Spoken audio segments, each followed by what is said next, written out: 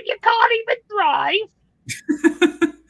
Oh, look, we're live, but the thing didn't play. Oh.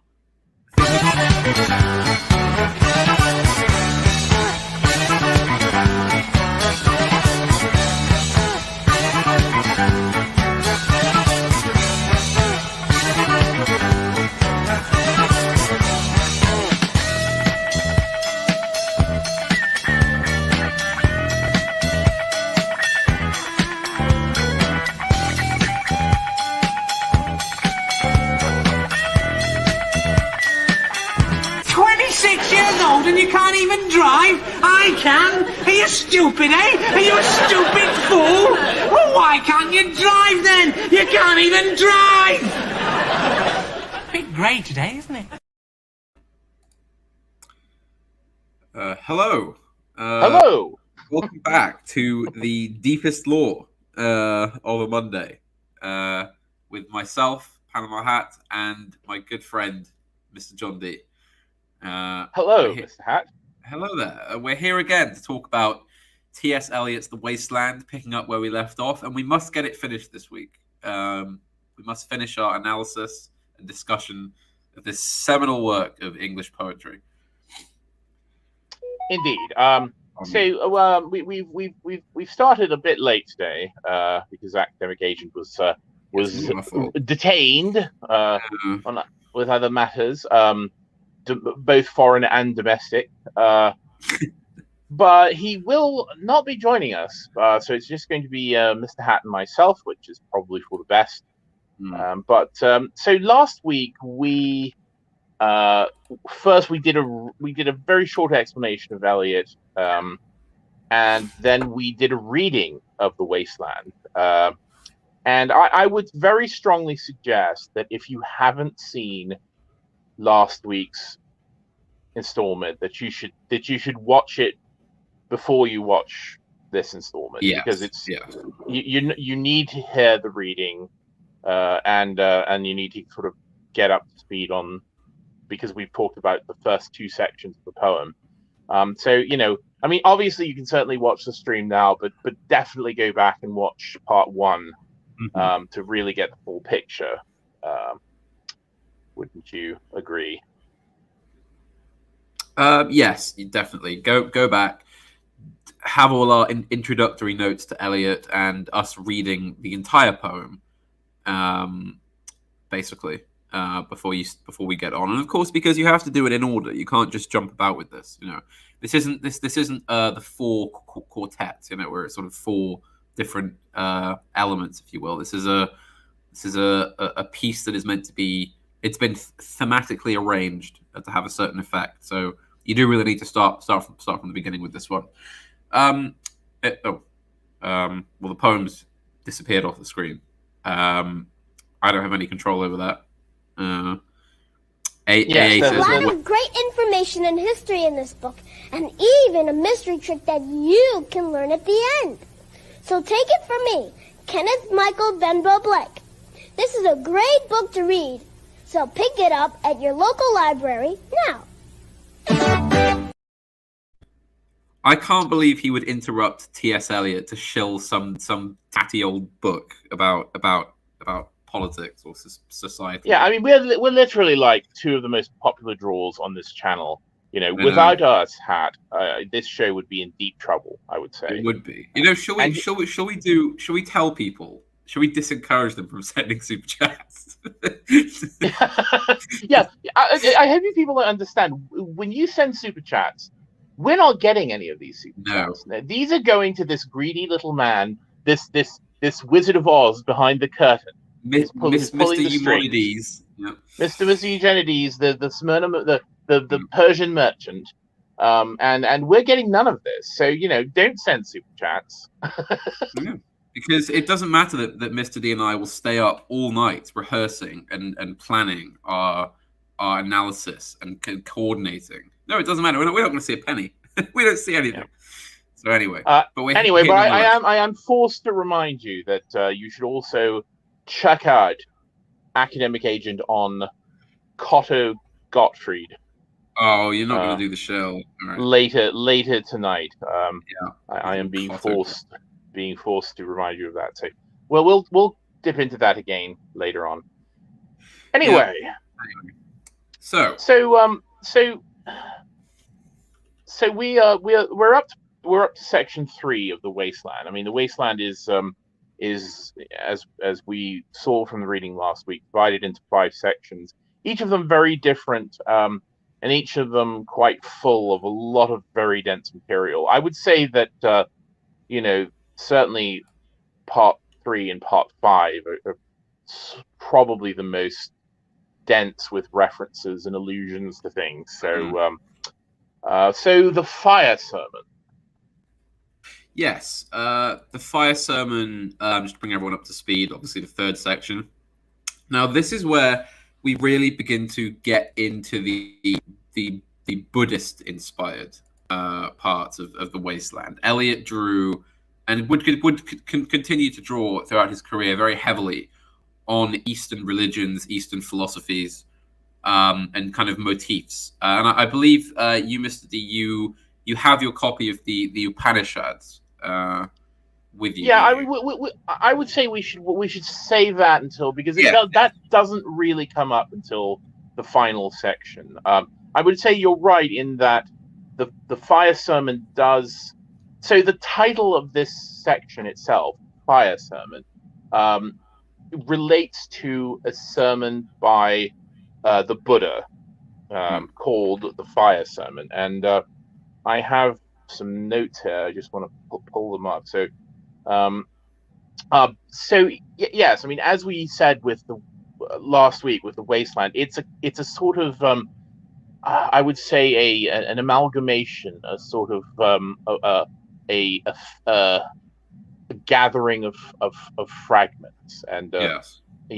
Both quite literally and also figuratively, and in a way, I think Eliot was trying to, with the form of the poem, to evoke this sense of the modern world as basically a collection of fragments, basically a field of ruins of a once great edifice, and so yes, and so of course there's bits and pieces from everywhere. Now, significantly, Eliot is known for being quite a devout Christian, but I believe the Wasteland was written before his conversion to Anglicanism. I mean, he'd come from an American Unitarian family, and he didn't convert to the Anglican faith, and I don't think he didn't really have a very, very strong connection to Christianity until at least 1927, which was somewhat after the Wasteland.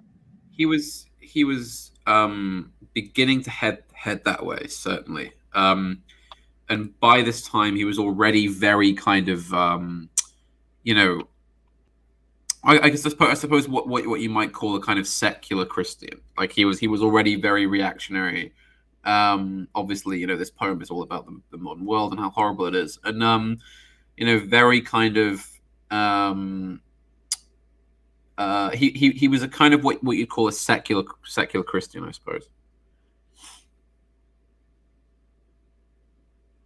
Yes. Sorry. I'm still flipping through my notes. So if you have anything else to say about this before we start, whilst I find the. No, I think we can sort of jump in. Obviously, the main theme in this section, or I should say the main image, what it kind of follows is the River Thames. Everything seems to be based around the River Thames, and there's references to London, and as a lot of the Wasteland is.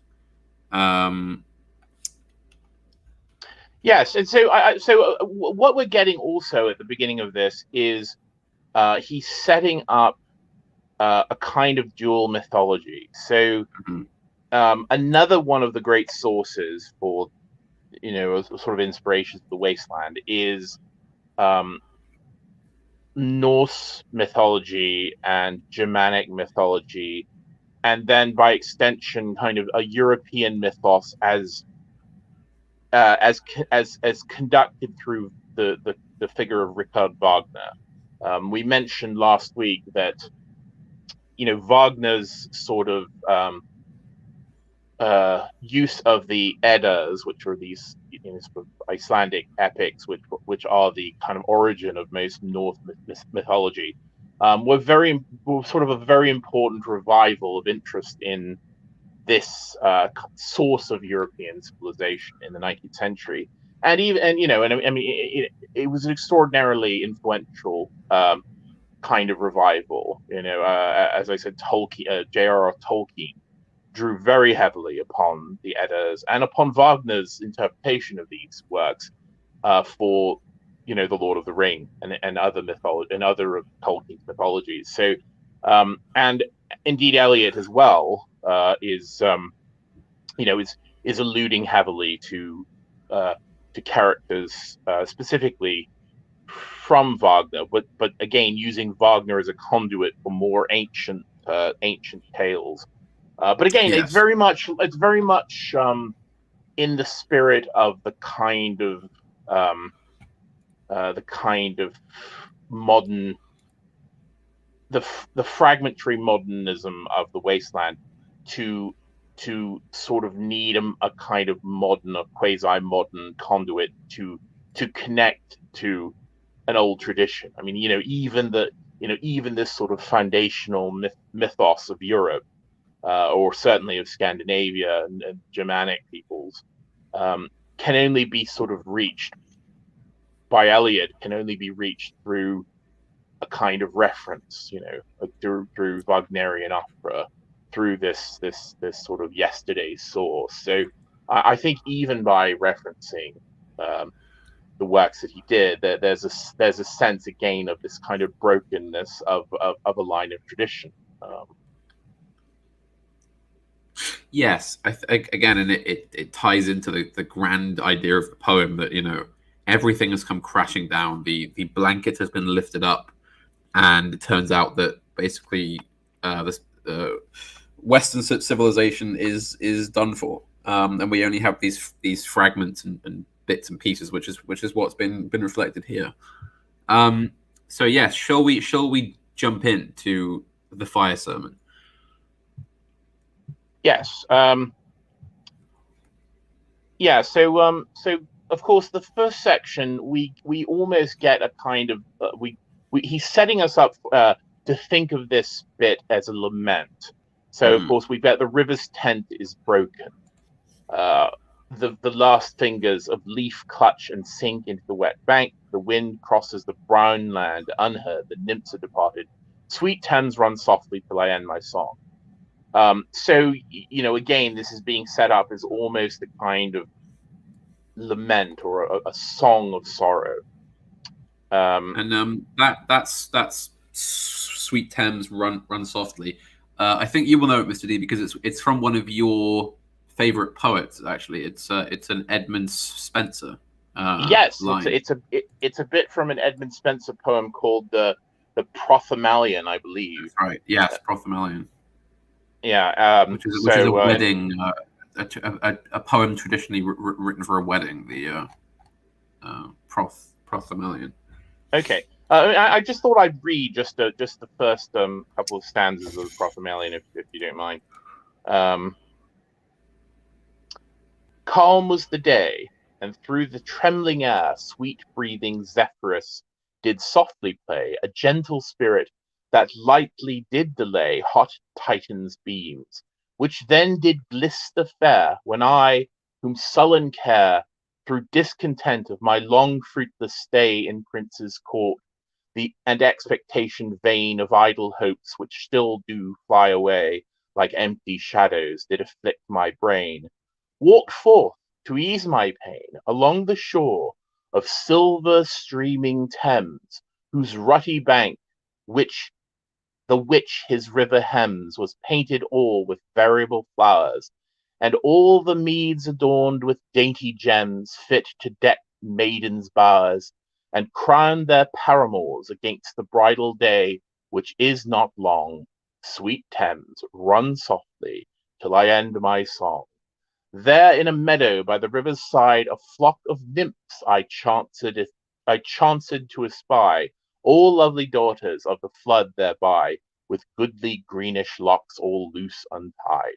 And goes on and on. But again, you can see that Eliot is directly quoting this poem, but also again taking the setting here, which of course is the poem begins with someone strolling the banks of the Thames. But of course, in Spenser's, the Thames is painted with variable flowers, and all the meads adorned with dainty gems, and the maidens preparing for a wedding.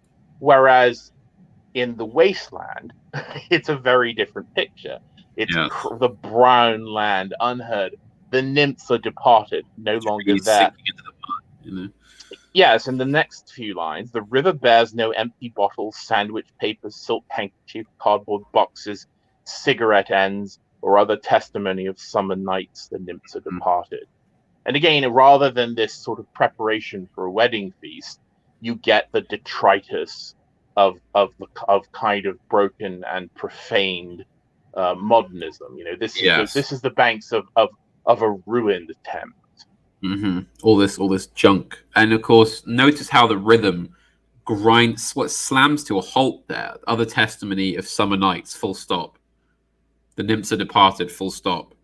That's all in one line, of course. So it's like he's slamming on the brakes then, because there is nothing. The Thames is empty. The land is brown. Nymphs are gone. There's nothing to talk about. And then he picks it up again. And their friends, the loitering heirs of city directors, departed, have left no addresses. So again, another reference to the kind of merchant caste, to which we're also scornful, including Eliot. The loitering heirs of city directors. It's sort of rich kids of people that work in the financial part of the city directors, and they've left no addresses. Now, of course, this is basically a reference to, because it's talking about the nymphs, the fact that young sons of kind of rich men would obviously go and have a good time on the town with any girls they could find, but they wouldn't leave an address or a name, so that you wouldn't be able to contact them again the following morning. It was a kind of it's a deliberate reference to that culture, if you will. The idea that they're not just doing it with sort of like low class girls in the town; they're doing it with the nymphs, the nymphs of the water. Yes. And then we get this line: "By the waters of Leman, I sat down and wept." This always struck me as quite curious. I mean, so Leman is a lake in Switzerland. It's Geneva is on Leman.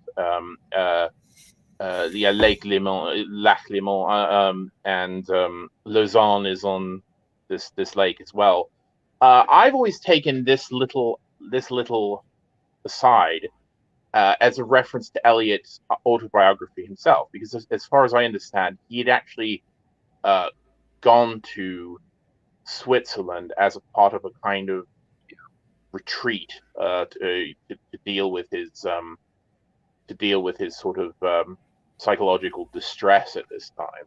Yeah, I mean, we have a reference elsewhere in the poem to Margit, where he also went again to sort of to recuperate, and so I take it as that. I don't know how about you. Yes, I agree. Some parts of the poem are quite obviously autobiographical. And yes, he literally was there when he wrote a large part of this poem before he handed it to Ezra Pound. And then, of course, we return to Sweet Thames Run Softly, and then we get Sweet Thames Run Softly, for I speak not loud or long.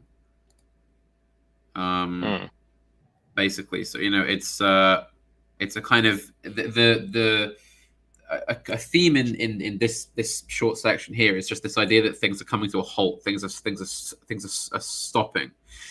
He doesn't have much to say. Things are all kind of anything he could discuss is gone. So he speaks not loud or long. But at my back in a cold blast I hear the rattle of bones and chuckle spread from ear to ear. which is according to the annotated edition, it's a reference to Andrew Marvell, actually, who the viewers of this channel will know. And it says it's a reference to his coy mistress, and Eliot made a note. And so according to this edition, in Marvell's poem written in the 1600s, the narrator entreats a woman he desires to set aside her modesty and sleep with him. The line Eliot alludes to occurs at a transition in the poem. The narrator begins by telling the woman how he would praise her if he had eternity to do so. Because time is short, however, her coyness is a terrible waste, and they should put their youthful bodies to use before they wither and die. Because so but at my back I always hear is directly from Marvell. Right. Right. So and then we get this wonderful bit of a rat crept softly through the vegetation, dragging its slimy belly on the bank. While I was fishing in the dull canal on a winter evening, round behind the gas house, musing upon the king my brother's wreck and on the king my father's death before him. Which is this kind of wonderful blending of obviously the sort of rotten Thameside things like the rats and the gas house, mixed with what are quite obvious quotes from the Tempest, and of course, kind of duly alluding to the Fisher King, which is a common theme that we've talked about throughout the poem. It comes up a lot. The idea of the Fisher King, who just a refresher, if you missed that last week, is a king, the legend of a king who is injured in his loin, and so he's in some way impotent. He's alive, but he's impotent. And because he is impotent and kind of barren, his land, his kingdom also is that way. Nothing. Yes. Nothing. Sorry. That's it. His lands are must suffer the same curse as he. The Fisher King, of course, it can be healed. There is the possibility of healing and redemption, and thus healing and redemption of the land. And he would be healed by a certain question asked by basically a chosen one. In the case of the Fisher King, very specifically, the chosen one is Percival, the Arthurian, knight of the Round Table. Yes. And Eliot refers many times to different versions of Parsifal, which is, again, the telling of this story of Percival's, and eventually Percival does heal the Fisher King, and by doing so, he actually becomes the keeper of the Grail. He heals the land, but the Fisher King dies as a result of it, and Percival heals the land. And there's a reference to that at the end of this. Of this stanza. That bit of French is from Paul Verlaine, et ses voix d'enfant chantant dans la coupole. That is a line from the end of Verlaine's Parsifal. And this whole section, again, he's intermingling legend and kind of modern reality. So again, while I was fishing in the dull canal, and keep in mind that when the Fisher King was wounded, when he was struck in the genitals, he was also unable. He also became crippled. He couldn't walk, and so all he could do was sit in a small boat and desperately fish in the barren waters outside his castle. So this is what Eliot is, directly referring to. While I was fishing in the dull canal on a winter evening, round behind the gas house, and again, pulling, taking this sort of legendary mythos and sort of intermingling it with these very stark images of modern London, behind the gas house. And then we get this very high language. I mean, someone who's fishing in a canal, a dull canal behind the gas house, isn't usually the type of person who then muses upon the king my brother's wreck and on the king my father's death before him. So it is this strange kind of fugue state between, this sort of legendary king and the legendary mythos, and the sort of broken and corrupted, modern state of the world. And I do like to think of lots of bits of the wasteland as this kind of fugue state, as a sort of again, like the character of Tiresias, who we mentioned last week. It is a prophet, it is a seer who is sort of has a foot in both worlds, a foot in the world of the present, and a foot in the other world, and Yes. so many characters in the wasteland, they're both kind of rooted in kind of myth, legend, or religion, but they're also then bound to the kind of corrupt and broken, sort of ultimate culmination, or sort of ultimate end of the world they once inhabited. So they're once in the past, and at once in the present. Yes, indeed, and this part is extremely heavily close to a short section of the Tempest, in which Ferdinand says, "Where should this music be, in the air or the earth? It sounds no more, and sure it waits upon some god of the island. Sitting on a bank, weeping again, the king my father's wreck. This music crept by me upon the waters, allaying both their fury and my passion with its sweet air. Thence I have followed it, or it hath drawn me rather, but 'tis gone. No, begins again." And yes, I'm sort of calling up this idea of both kind of degeneration and the possibility of regeneration. And water is a very strong theme in this entire poem. I mean, excuse the I wouldn't call it a pun, but water flows through the whole poem. I mean, this idea of water as a kind of the stream of time, or the stream of history, or also the transformative thing that can wake up and stir the dull roots with spring rain. I mean, the first image we get in the poem is, of course, water soaking into the earth, stirring the dormant roots and bringing forth flowers, and so we're given these sort of allusions to water throughout the entire poem, and the ability of water to both destroy things and to drown people, but also to bring renewal and regeneration. The Thames may be sort of filthy and its banks covered, but it also eventually can flow clear and clean again. And I think that's a theme that we'll pick up. And then we get this strange, where we're yanked back into modernity, the sound of horns and motors. Yes. And then we get Sweeney and Mrs. Porter. Sweeney to Mrs. Porter in the spring, and Eliot reads it as, "Oh, the moon shone bright on Mrs. Porter and on her daughter. They washed their feet in soda water," which, according to him, was a tune that he heard in, I think it was Melbourne in Australia. In fact, no, sorry, I have the exact note he made here. It says, "I do not know the origin of the ballad from which these lines are taken. It was reported to me from Sydney, Australia." So there you go. Just a sort of a bit of I mean, it's not just Lord Byron. I'd have to look into that. Yeah, I mean, Ace mentioned this, but I don't know that reference. So, it's just too bad he's not here to tell us about it. Yeah. So it's a line from Byron. "Let us have wine and women, mirth and laughter, sermons and soda water the day after."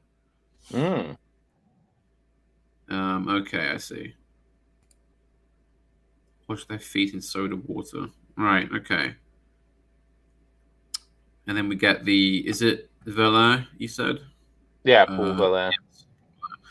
Yes. Which is, and oh, those children's voices singing in the cupola.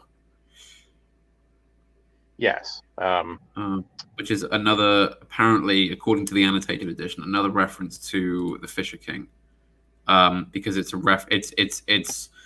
it's from Verlaine's version of Parsifal, from the Yes, end of the poem. Indeed.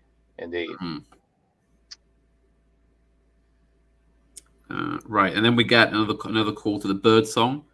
We get the twit twit twit, jug jug jug jug jug jug jug, so rudely forced terror, which is Yes, you want to talk about that? It's a callback to is it not Tiresias? What was his name? The we talked about it. Teroius and his rape of Philomel or Philomela. That's it, yes. Yes, and of course they all get turned into birds at the end. So rudely forced, I believe.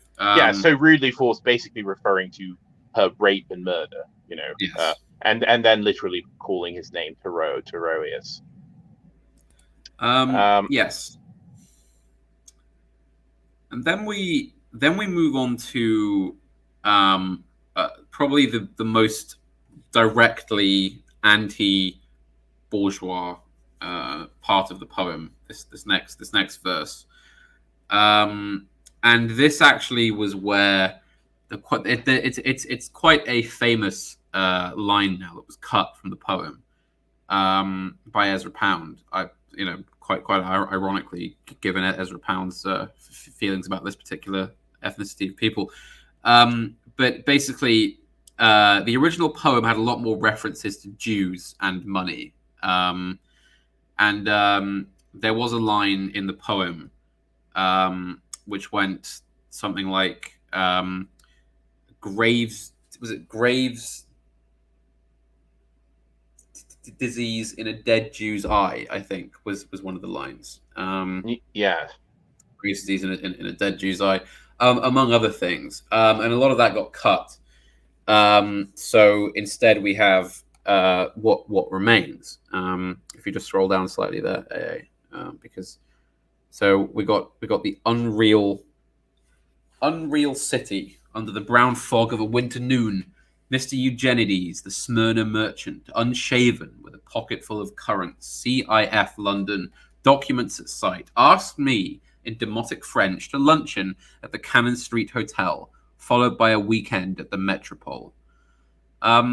So we discussed this quite a lot when we did our original analysis of it last week before the stream, and so we picked this apart a lot. So we've got the brown fog of a winter noon, and in London around this time, indeed, fog would have been brown. I think there's the famous fogs. Yeah, the famous it would have been brown because of all the industrial waste. So it's unreal. There's this blanket of basically unnatural fog which has been tinted by industrial waste. So first of all, there's this idea that the industry has dirtied everything. Then this was still happening in my life. By the way, this was still happening in my lifetime. I mean, I don't I don't remember them, but I mean the fogs went on into the 70s. And if people are curious, you can look up images of these great fogs, which killed people. I mean, you understand some of these when these fogs would happen, and it wasn't just fog; it was a combination of kind of atmospheric fog, and as Mr. Hatt said, all of these sort of pollutants from the coal smoke and industrial sort of effluent and all of these things, and they were quite dangerous. If you look at pictures of the fogs, it does render London into this sort of otherworldly, sort of creepy looking thing. I mean, you literally be like 10 feet ahead. It was that bad. They used to call it the pea super. The pea super, yeah. And yes, I believe the last great smog was sometime in the 70s. The last sort of major one where people would have died. But yes, it was a continuous issue in London and other sort of major industry towns. Yes, and Smog. if you go to places like Beijing or Cairo today, you can still see them. Yes. Well, in fact, I mean, if you get there's a thing they call the commuter cough, which still exists now. I mean, I had this the other day. About 2 days prior, I traveled to London. Well, of course, I'm usually here in the clean air of of South Wales, and I traveled to London for the day, and then the next morning, at home again, I was like coughing up phlegm for like 2 hours, just because all the car smoke and bus smog and this it still happens. Still sort of happens. You just can't see it. Yeah, well, I was telling Hat the worst place I have ever been for this was Cairo, if you're in Cairo for about 24 hours, it's been years since I've been there, so I don't know what it's like now, but I mean, you get me. It's like you come down with bronchitis or something. It's absolutely horrible. Your voice is completely wrecked. You're coughing up, sort of horrible things, and it's very difficult to breathe because Cairo is sort of in a kind of a place. It's unfortunately situated for the amount of kind of pollutants that it's getting, and they don't ever sort of get out. So yeah. Anyway, scroll up a bit. We just haven't finished with that verse yet. Eugenides, Mr. Eugenides. Now, Mr. Eugenides, the Smyrna merchant, is, in my opinion, he's actually meant to be Greek, because you've got the name Eugenides.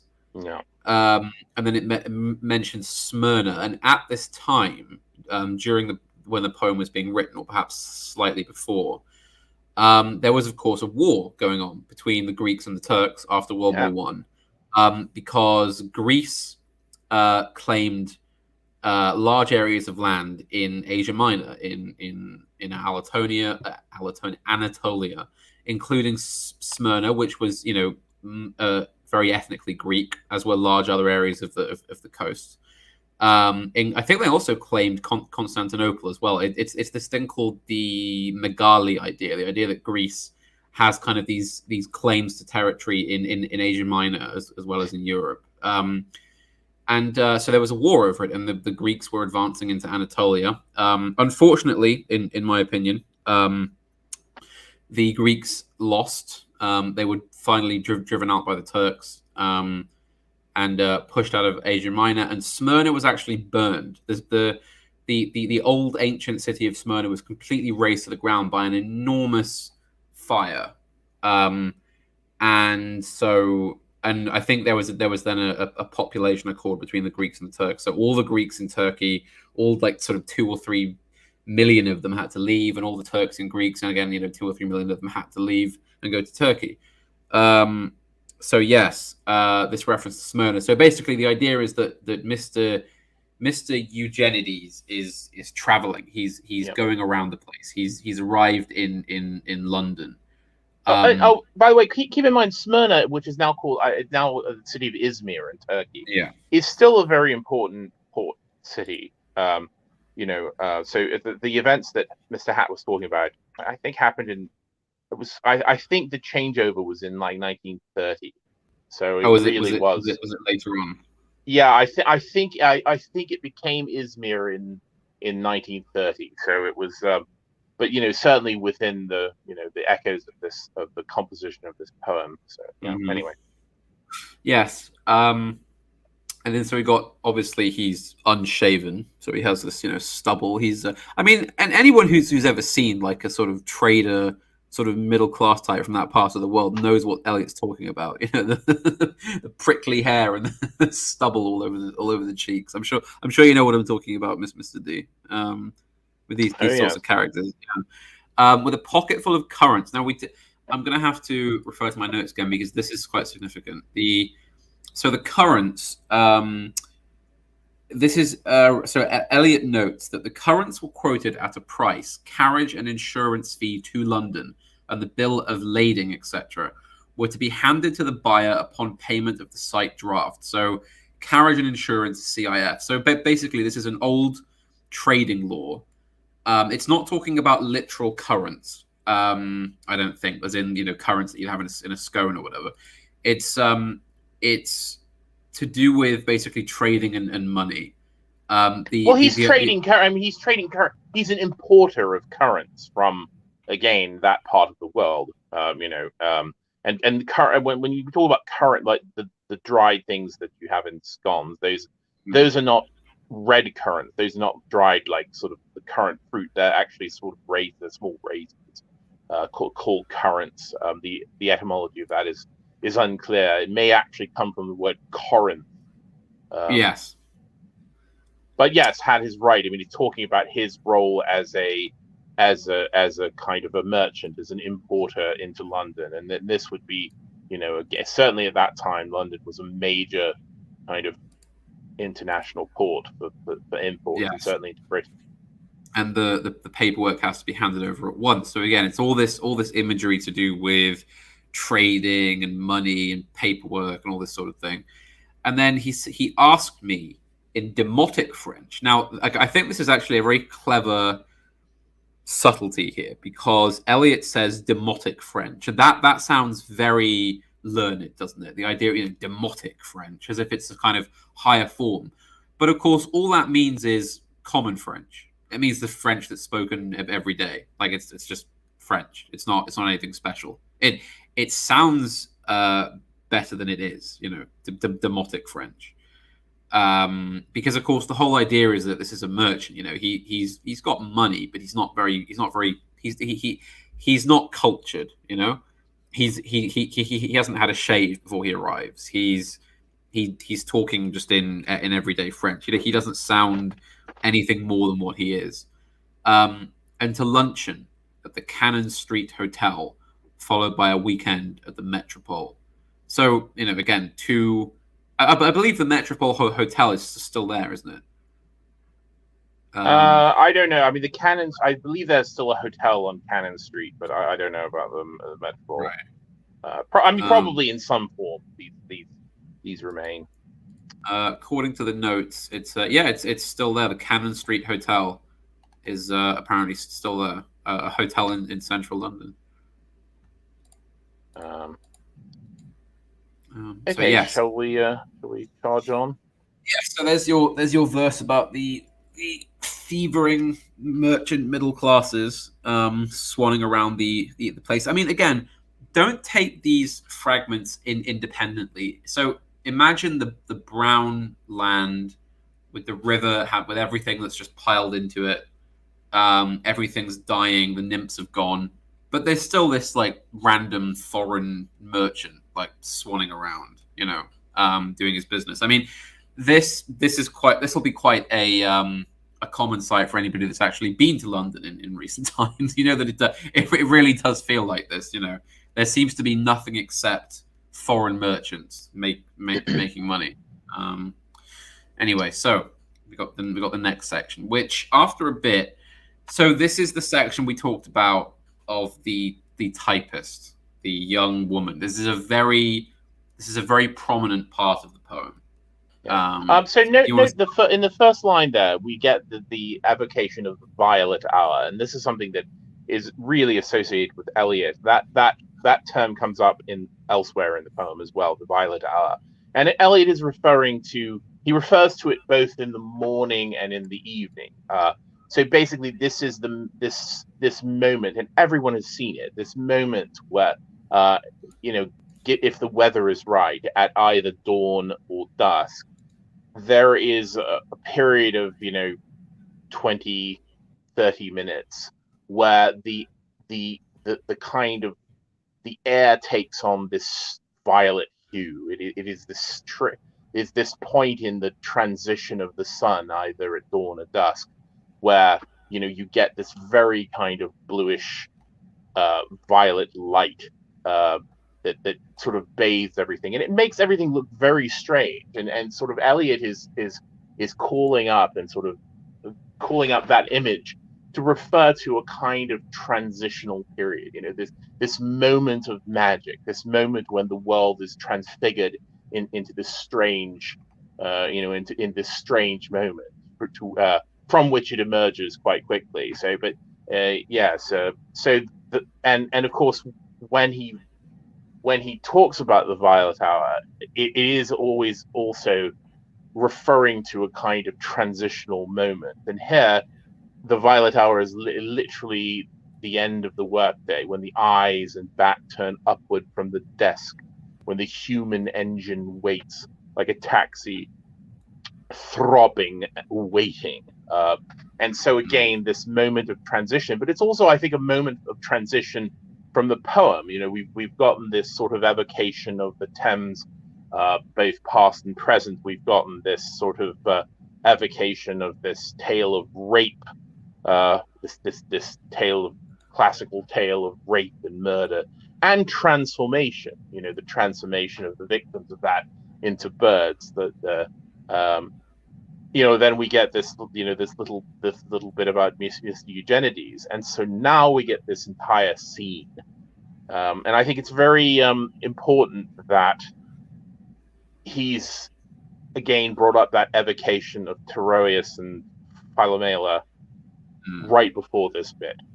Yes, and of course this is all about sex, and kind of a very low form of sex. And of course, so immediately you get the reference to the taxi throbbing, waiting, which becomes more sinister as this goes on. It's the human engine, yes. The old man, of course, the reference to the prophet, the seer Tiresias, who can see all of this. He knows everything, and he is, of course, as we mentioned last week, a prominent theme of the poem is the idea that you can't tell the difference between the men and the women anymore. The idea that the men are becoming like women and women are becoming like men. So hence, I don't know that I don't get. I mean, that's not. So what I get from it is more the kind of mystical interpretation of, again, Tiresias, a seer, as this character with a kind of foot in both worlds. Right. And as I think I mentioned last week, there is a common tradition for kind of seers and prophets to have the sort of aspect of hermaphrodites, to be neither one or the other, to be kind of out of time and out of sex and out of the world. Tiresias, just to refresh, is a character who was he was actually transformed into a woman for a period of time because he came across two serpents fucking. I don't know if you can describe serpents as fucking, but they were copulating serpents, and depending upon which version of the tale you read, he either killed them or disturbed them in the midst of this act of copulation. And because they were sacred to Hera, he was basically transformed into a woman for a period of time as punishment. And then he actually becomes a man again. He's sort of taken out of this years later when he comes across two serpents copulating once again. And he either kills them or leaves them alone, depending upon which version you're referring to. And as a kind of reward for this reconciliatory act, he's transformed back into a man. So I do think it's very it's very evocative, this idea that Tiresias, of course, this ancient seer, is perceiving this scene. And I think Eliot is also very clearly drawing an analogy between the idea of these two serpents mating on their bellies in the dust with the two characters you're about to meet in this section. Yes.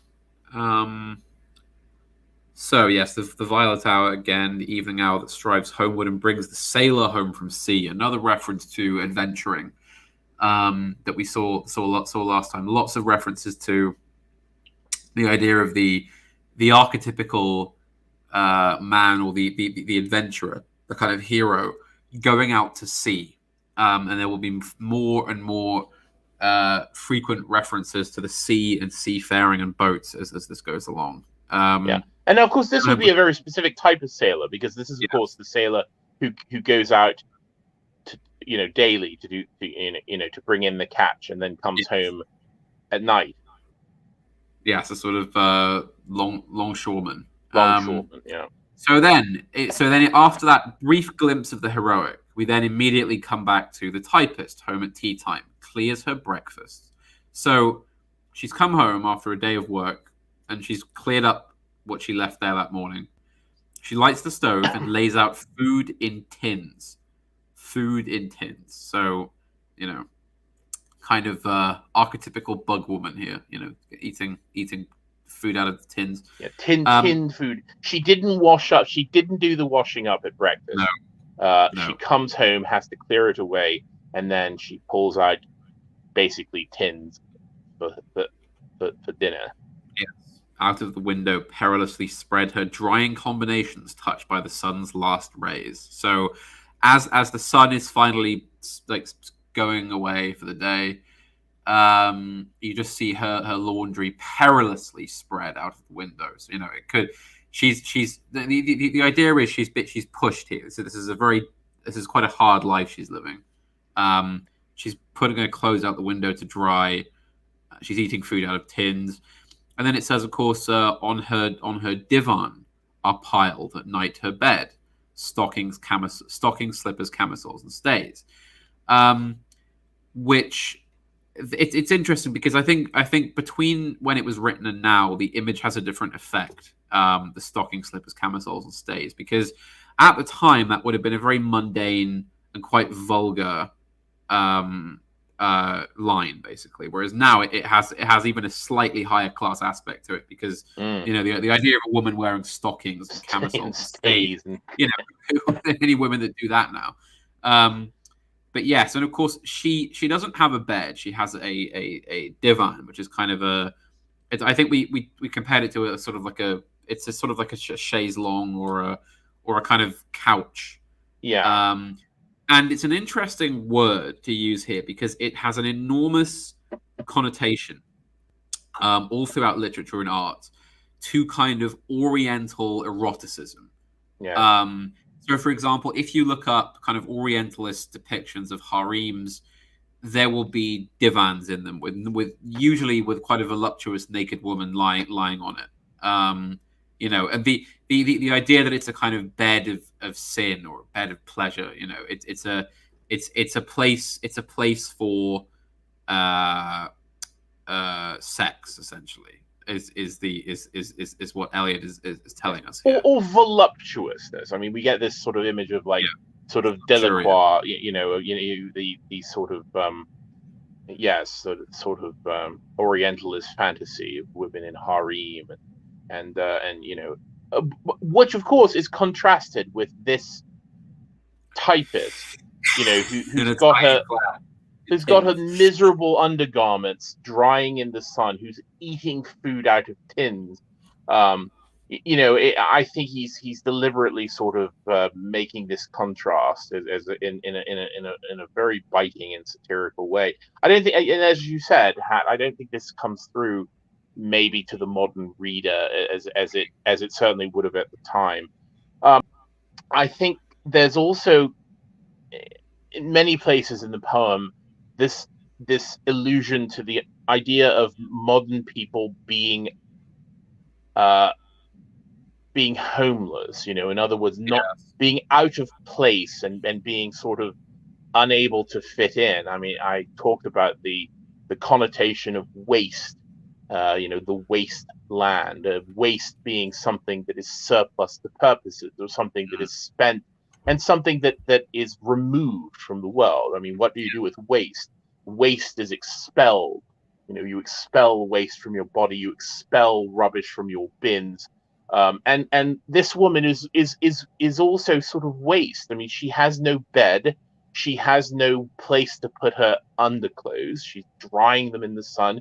She has no food. It's sort of displaced meal sealed in tins, like bodies in coffins. So she's very much like a sort of, like you said, a bug woman. The modern person who's in this miserable flat in London, existing at the barest end, of between homelessness and having a place to stay. So I think it's again, I think today it might you might sort of read some of these images as being kind of quaint and evocative of a period, but I think it's quite it's quite a bleak image of a human being. Yes, and of course the tease. I think there's a subtle dig at modernity. The fact that she has a kind of a divan bed. This idea that there's a kind of commercial taste of the luxurious. You know, there's a kind of false luxuriousness in when she clearly doesn't really have anything else. You know. Yeah. Just in this setting, and yes, so then we get the reference to Tiresias again. He's perceived the scene, he's seen it all before. I too awaited the expected guest. The idea that, as you said, he's kind of a part of this, that he's been there, he's been on that bed, he's been both man and woman, he's done everything. Yeah. And then we get the young man Carbuncular arrives. Now, Carbuncular, so it's a very blunt one-word way of saying that this man is really not good looking. He's quite almost sort of deformed. You know, the word carbuncular would imply, like he's carbuncles are, I mean, they're sort of like pus filled, you know, sort of like spotty, you know, he's sort of got sort of boils or, you know, kind of oozing. You know, it's a very unpleasant image. You know, I think it really is. There's a Diane Arbus photograph of a young man. I think it was taken in the late 1960s or early 70s, of a young man at a sort of American political rally. I believe he's holding like an American flag, and he's got a like a sort of plastic boater hat on, and he's just the scabbiest, most spotty, miserable person. And that's the kind of picture I always call up when I read this. Yes, I mean, basically, imagine the Penguin from from Batman. I think would be a good call there to this young man, and he's a small house agent's clerk with one bold stare, one of the low on whom assurance sits as a silk hat on a Bradford millionaire. So there's a few things to unpack here. So first of all, he's a house agent's clerk. So he's kind of a working boy. He's only a clerk. Again, member of the middle class, kind of white collar job. And I think we discussed in our analysis before last time's stream the fact that there was an enormous housing crisis in London and in the UK in general at the time, quite even more severe than we have now, because basically after the war, all these soldiers and other such people came home, and there had been a housing issue before the war, and now it was even worse. And the government of Lloyd George promised to start a scheme called Homes for Heroes, where they were going to build these enormous new streets and towns and, you know, huge new parks of homes for all these men to live in, which of course never happened. It was basically a scam. It never went through. And so, yes, I think part of the fact that she's living in this tiny room with barely any room for anything and just, you know, eating food out of tins, that she doesn't have anywhere else to go. She's crammed in here because she doesn't have a house. And the fact that this man is a small house agent's clerk, and yet he's so self-assured, he's so confident, you know, like a Bradford millionaire. That, you know, of course, Bradford, as we will know, is a kind of mill town. It popped up due to industrialism in the 1800s as a city. And a Bradford millionaire, this kind of nouveau riche, you know, the idea that this is just a person who has come up into the middle classes and is wearing a silk hat, which is a silk top hat, basically. You know, the idea that it sits on his head perfectly. He's playing the part wonderfully. And of course, him being a small house agent's clerk, it's only a small house agent and he's only a clerk. But because of the way things are, because of the astronomical prices you could charge for rent and housing, this house agent is doing enormously well, I think is the implication. That there is this kind of class of people doing very well out of the situation, as there always is. And he's of course come to this house to see this girl for a certain reason. So he's arrived. He's got one bold stare, and the time is now propitious as he guesses. The meal is ended. She is bored and tired, and he, it says, endeavors to engage her in caresses, which still are unreproved if undesired. And this word unreproved, quite masterfully employed here, because unreproved means there has been wrongdoing that hasn't been punished. So if there was a known thief who stole something and the police decided not to catch him even though they knew who he was, that would be unreproved. It means that a wrong has been committed which has not been chased up, essentially. So it means that she's not happy with this. She's not enjoying it, but she's not saying no either.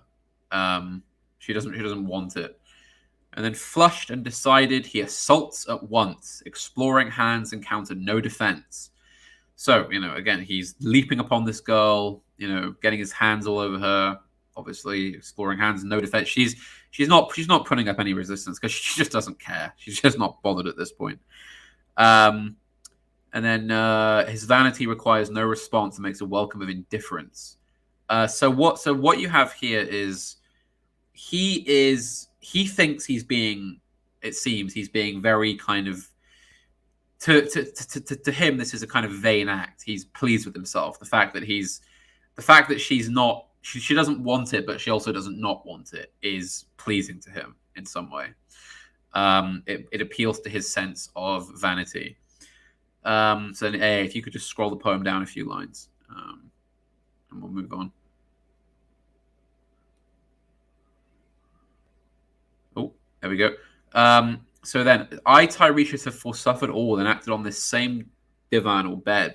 I, who have sat by thieves below the wall and walked among the lowest of the dead. So basically, again, the idea that Tiresias is this eternal character and that none of this is new. None of this is anything that's happened. That none of this is something particular to modernity. Tiresias has seen all of this before. He's seen this 1,000 times. He has sat by thieves below the wall. Eliot is taking us back to the ancient world now. He's taking us to Thebes beneath the wall, and walked among the lowest of the dead. He's been there and he's seen all that humanity has to offer, and he's seen this before. So then that was all in brackets, so it's cut straight back in. He bestows one final patronizing kiss. So it's just one last, doesn't really mean it, feeling really happy with himself for having been able to do this with the girl.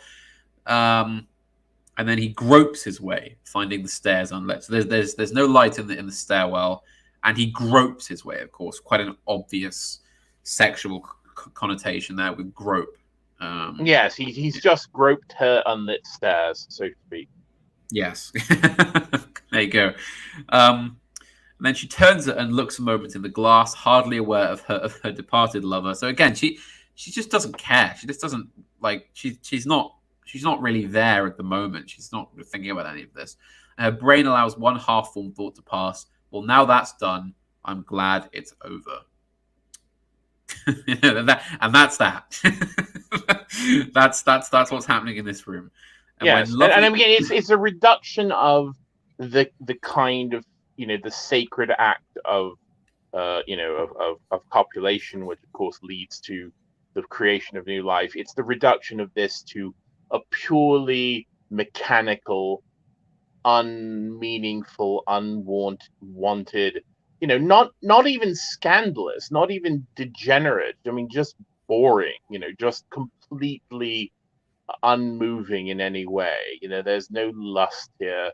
Certainly not on her part. There's no kind of connection. There's nothing fulfilled. She just basically allowed herself to be used. And unlike, of course, the Philomel and Tereus, there's no revenge, there's no transformation into birds, there's no transcendence at the end of this moment. You know, what does she do? Well, that's done. I'm glad it's over.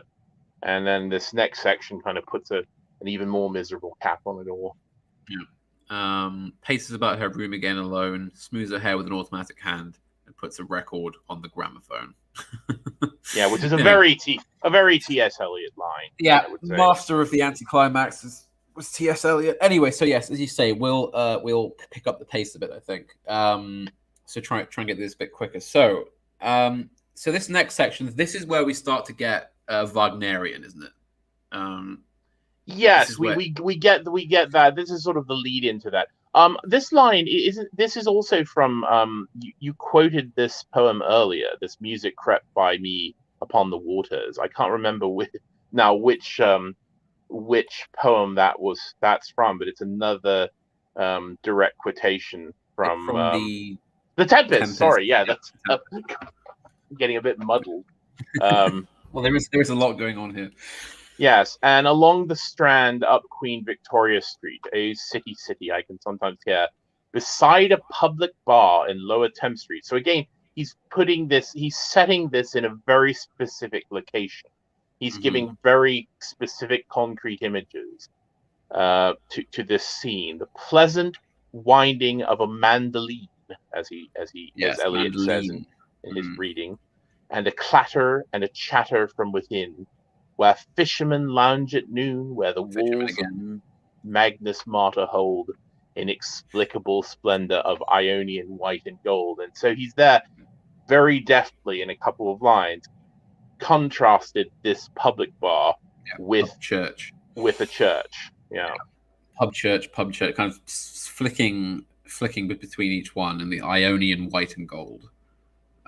So then we move on to what is sort of a song.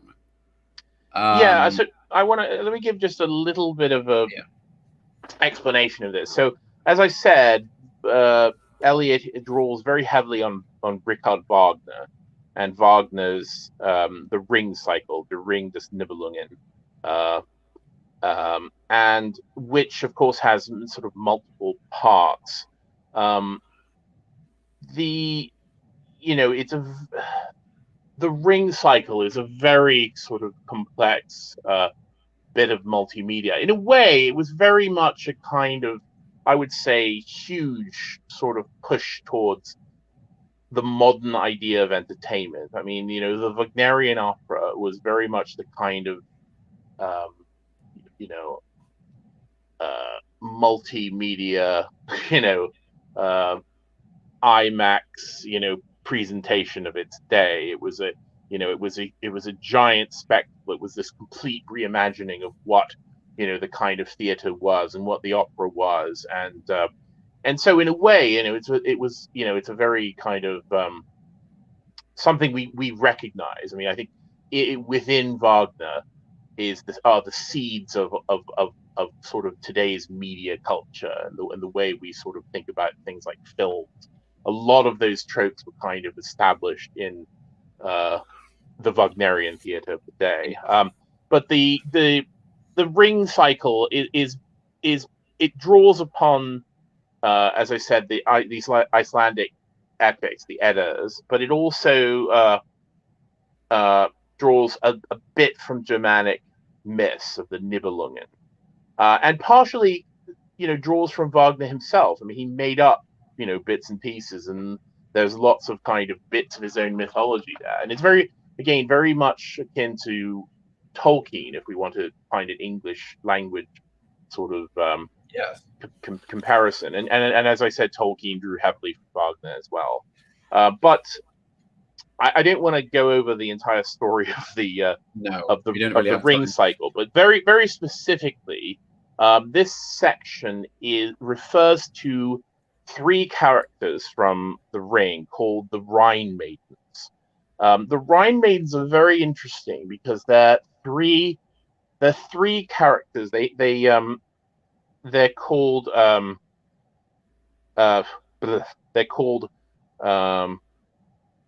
Voglinde, Velgunde, and Flotilde. But they're kind of three parts, but they all kind of work as one entity. They're not really, even though they're three different sort of characters, three figures on this in the drama. They operate as one, and I wonder also if Eliot was, by extension, slightly referring to the idea of the Trinity. The sort of the Father, Son, and Holy Spirit, the three in one, because the Rhine Maidens sort of operate like that. They're the first and last characters who appear in the ring. So the first to appear on the stage, and the very last to appear on the stage. The end of the ring cycle is called the Gotterdammerung, Twilight of the Gods. The destruction of the gods, in which basically all the gods burn to ash in fire. I mean, everyone at the end of the ring cycle dies, except for the Rhine Maidens. And it is they who pull the ring of the Nibelungen out of the ashes, out of Brunhilde's ashes, and rescue it from the hand of man. And of course, if you're familiar with, Tolkien, again, he drew very heavily from the ring cycle for the idea of the One Ring and the rings of power. And so there is a kind of Gollum character in the ring cycle who is the last to kind of make a clutch at this. But basically, the Rhine Maidens cause the banks of the Rhine to swell up and return the gold to them. So the Rhine Maidens are kind of these almost innocent primal spirits or primal keepers of the Rhine River, and they're charged with keeping the gold, thus Rhine gold. They're charged with sort of keeping this sacred gold, which is basically stolen from them and used to forge the ring in the opera. So what Eliot is doing here is that he is basically creating his own characters, which I think he referred to as the Thames Maidens. Yeah. And so, like in Wagner's conception, there are three Thames Maidens, and here we get the Thames Maidens, the three different songs from the Thames Maidens. So you could kind of think of each of these sections that's separated by this line, Wea la la laya, as being the voices of each of these three maidens. But as I said, they're three separate maidens, but they speak as one entity, and so they're the voice of the River Thames. And so he's literally giving this kind of personification of it. And interestingly, Wagner. Well, we'll get to that when we get to this one line there. I find an amusing quote from George Bernard Shaw, who wrote an explication of Wagner's ring cycle. And he described the Rhine Maidens as, quote, thoughtless, elemental, only half-real things, very much like modern young ladies, which I thought was quite appropriate, certainly in the context of the wasteland. So the first of the Thames Maidens says, the river sweats, oil and tar, the barges drift with a turning tide, red sails wide, to leeward swing on the heavy spar, the barges wash, drifting log down Greenwich Reach, past the Isle of Dogs. And then we get this line, Wea la la laya, walala, lea la la. And this is a direct quotation from Wagner, from the ring cycle. I'm actually looking at the score right now, and I am not I'm not going to attempt to sing it. I think we can get away with just a few seconds of I'm going to play. Well, I think it's because it's being played through my speakers and it's going to be very short. Yeah. I'm going to talk during it. But anyway, okay. This is the Rhine Maidens in the Gotterdammerung. This is the lament to the lost Rhine gold. Rhine gold! You know, they sing this this line, and then they sing this Wea la la la, and this is what it sounds like.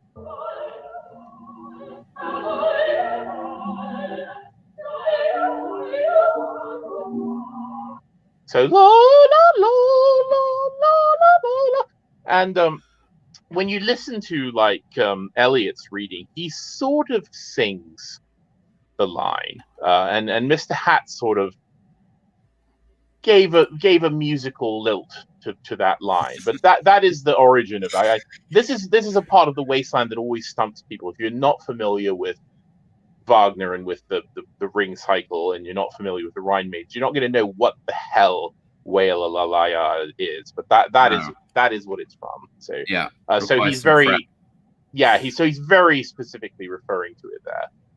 And then we get the second of Thames Maidens, who says, Elizabeth and Leicester. Do you want to say anything about that? I mean, that's a very specific reference. Elizabeth and Leicester is, according to Eliot, from a biography, a Victorian book about Queen Elizabeth I. And there's a letter of, I think, a Spanish official to King Philip of Spain, where he says, in the afternoon, we were in a barge watching the games on the river. The Queen was alone with Lord Robert and myself on the poop, meaning the poop deck, when they began to talk nonsense and went so far that Lord Robert said at last, as I was on the spot, there was no reason why they should not be married if the Queen pleased. So a bit of flirty talk between Elizabeth Elizabeth and Leicester, and Lord Robert, basically. And again, then we get the rest beating oars. The stern was formed a gilded shell, red and gold, which is a nice echo of the splendors of Ionian white and gold that we got a few lines before. The brisk swell rippled both shores. Southwest wind carried down the stream the peal of bells, white towers. And then we get the third Thames Maiden, who tells sort of her story. Trams and dusty trees, Highbury bore me, Richmond and Kew undid me. By Richmond I raised my knees pine upon the floor of a narrow canoe. Yes. And then goes on and says, my feet are at Moorgate, my heart under my feet. After the event, he wept. He promised a new start. I made no comment. What should I resent? On Margate sands, I can connect nothing with nothing. Broken fingernails of dirty hands. My people humble, who expect nothing. And again, this is a much more personal line from third Thames Maiden, sort of talking about this sort of seduction, and we get echoes in this verse of the scene that we just saw, typist and the carbuncular young man, this seduction, which is sort of what led to the Rhine Maidens giving up the gold in the first place. Yes. This sort of trick by a young man. Yes. And then we have this line, to Carthage then I came, which is where we begin to get into St. Augustine and the Confessions. This is very important because Eliot would draw on the Confessions perhaps more than any other work for the rest of his career, basically. The four quartets, the later poetry, is full of allusions to Augustine. He's really really a fan, if you want to say, of St. Augustine, and he draws very heavily from it. This, to Carthage then I came, which is of course. So he said, St. Augustine says, to Carthage then I came, where a cauldron of unholy loves sang all about mine ears. Referencing the rather scurrilous activities that St. Augustine got up to in North Africa, where he was from. So yes, where are we going on to then? So then we have this line, burning, burning, burning, burning. And this draws us back to the title of this section, which is the Fire Sermon, which, as I said, is a reference to the Fire Sermon, which is a famous sermon given by the Buddha. It is called I'm going to butchered this, you'll have to forgive me, but it's called the Aditta Pariyaya Sutta, Yes. aka the Fire Sermon. And I will just read a little bit of it, a translation of it. This is part of what's called the Pali Canon of Buddhist texts. Yes. Thus I heard, on one occasion, the Blessed One was living at Gaya Sisa, together with 1,000 bhikkhus, which are monks, male Buddhist monks. He then addressed the monks. Monks, all is burning. And what is the all that is burning?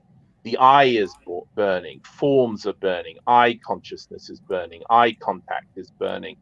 Also, whatever is felt as pleasant or painful, or neither painful nor pleasant, that arises with eye contact for its indispensable condition, that too is burning.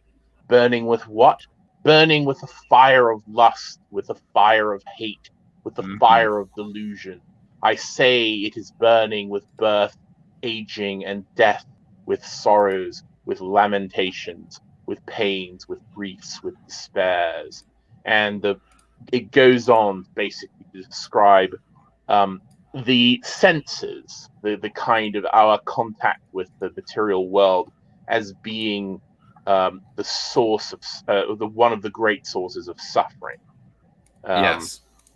So this is I think a very sort of specific reference. I believe in in Eliot's notes he makes a comparison between this and the Sermon on the Mount, which is a bit of a bold claim, but I can certainly see the corollary, what the corollary would be to him. It's right here. The complete text of the Buddha's fire sermon, which corresponds in importance to the Sermon on the Mount, from which these words are taken, will be found translated.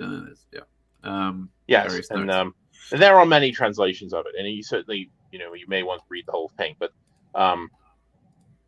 and of course, through this sermon, which is quite short, but it describes the kind of the turning away from the burning lusts and from the kind of deceit and hate and trickery of the senses, and basically the estrangement from the senses, and at the end of this, of course, the monks were liberated, and they were clinging no more, and again, this sort of idea of the turning away from sense, the turning away from sort of decadence, and this idea of burning, cleansing, and the line we got before it was, to Carthage then I came, which also reminds you of Carthago delenda est, Carthage is being destroyed. This idea of the kind of the destruction and the cleansing of of all that is broken. Yes. Burning. Burning. Burning. I mean, there you go. Lord, thou pluckest me out from the confessions again, of course. Yeah. And so yes, we very, very clear. I mean, within those 5 lines there, we've got a classical allusion. We've got an allusion to Buddhism. We've got an allusion to St. Augustine. So drawing on, these sort of very divergent sources. I mean, we've just got a tripartite lament from the Thames Maidens. So it gives you an idea of the kind of I would say diversity of sources and ways of thinking, and it's very much sort of symptomatic of the modern person. We have this idea of the kind of modern intellectual, or the 60s, the kind of 1960s disillusioned youth turning to Buddhism, turning to Hinduism, turning to mysticism, and again, looking elsewhere for meaning. This sense of disillusionment with one's own roots, this disillusionment with the basis of one's own tradition, culture, is very much a kind of symptom of the modern man. Yes, indeed. And then, of course, so that is the kind of quite terrifying close of the fire sermon. Not very much left of the poem to get through now. Not a huge amount as such, but so we have this. Well, we have this very short part 4, which is simply called "Death by Water." Yeah. And it's to me, this is one of the most interesting bits of the poem from a sort of poetic point of view, or as a kind of compositional aspect. So, I mean, we have Phlebas the Phoenician. And I'll tell you more about him in a moment. But so, a fortnight dead. So, it's essentially he drowned at sea. And, you know, it's a kind of counterpoint to all the ideas in this poem of heroic adventure, of men seafaring out to you know, go and conquer new lands or see new things or just adventure for the hell of it. We get this, which is, of course, Phlebas the Phoenician, who is simply dead at the bottom of the ocean. He entered the whirlpool, entering the whirlpool. And then we get Gentile or Jew, oh, you who turn the wheel and look to windward, you know, you who sail into the wind, consider Phlebas, who was once handsome and tall as you. Just remember that not everybody is going to be Odysseus. You know, some of you are going to be Phlebas the Phoenician, dead at the bottom of the ocean. And what hammers this home is the fact that Phlebas the Phoenician doesn't exist. There is no classical character called Phlebas the Phoenician. Eliot made it up. It's a fiction. It's just a name that he concocted that sounds vaguely classical. And I do believe that he is playing a joke on the reader, basically. He knows that there will be kind of autistic academics that would have combed through, you know, page after page after page of classical text to find who this Phlebas the Phoenician was. What great classical work is Eliot referencing here? But no, he doesn't exist. So, yes, he is an unknown, forgotten Phoenician who now lies at the bottom of the sea. That's really I'm not entirely convinced, because I do think that he even though you're right, I mean, this is not a specific character, but I do think that he is very clearly drawing from, like, Phoenician is very concrete, you know, that's a very specific reference. I don't know. I do think he is drawing up kind of this. He's drawing up classical allusions, but yes, as you said, not to a specific character that is Eliot's creation alone. Also, remember that this section is literally predicted by Madame Sosostris in the first part of the Wasteland. She says fear death by water. And then we very specifically get death by water, and there was again several references to the drowned Phoenician sailor. Those were pearls that were his eyes, you know, which is a reference to the Tempest again. So this is almost the kind of prophecy coming. Yes, very much so. As we said last time, all the prophecies predicted by Madame Sosostris, you know, they come true in some way in the poem. They appear again. Yeah. So yes, and that's simply the end of that section, and we get on to the last part of the poem. What the thunder said. Do you want to start us off with this, Mr. D? Well, I'll give a little bit. So this section, the title of this section, and a lot of the imagery of this section refers to another of the great faiths of the world, which is to Hinduism. Yes. And we will talk about that source when it comes up. But this is the kind of culmination of the poem, and I would say, if anything, that this is the kind of vision or prophecy of the future. So much of the poem was the kind of explication of the past and the kind of reporting of the dire condition of the present world. And this part of the poem is very much a kind of apocalyptic vision. This is the revelation at the end of the testament that Eliot has given us. And so we get this line: after the torchlight red on sweaty faces, after the frosty silence in the gardens, after the agony in stony places. And I always took these three lines as being a very short summation of the three ages of man, or the three ages of history. So yes, torchlight red on sweaty faces, I think, evokes this notion of the primitive man, the sort of primitive dawn of tribal societies and primitive rites before civilization, and before faith, and before the deliverance of from the primitive condition. And then we get the frosty silence in the garden.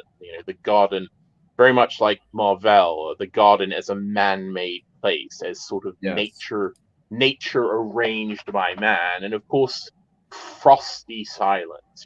This sort of very much the images evoked in the previous parts of the poem of kind of things stifled and things hibernating and things in this state that is neither living nor dead.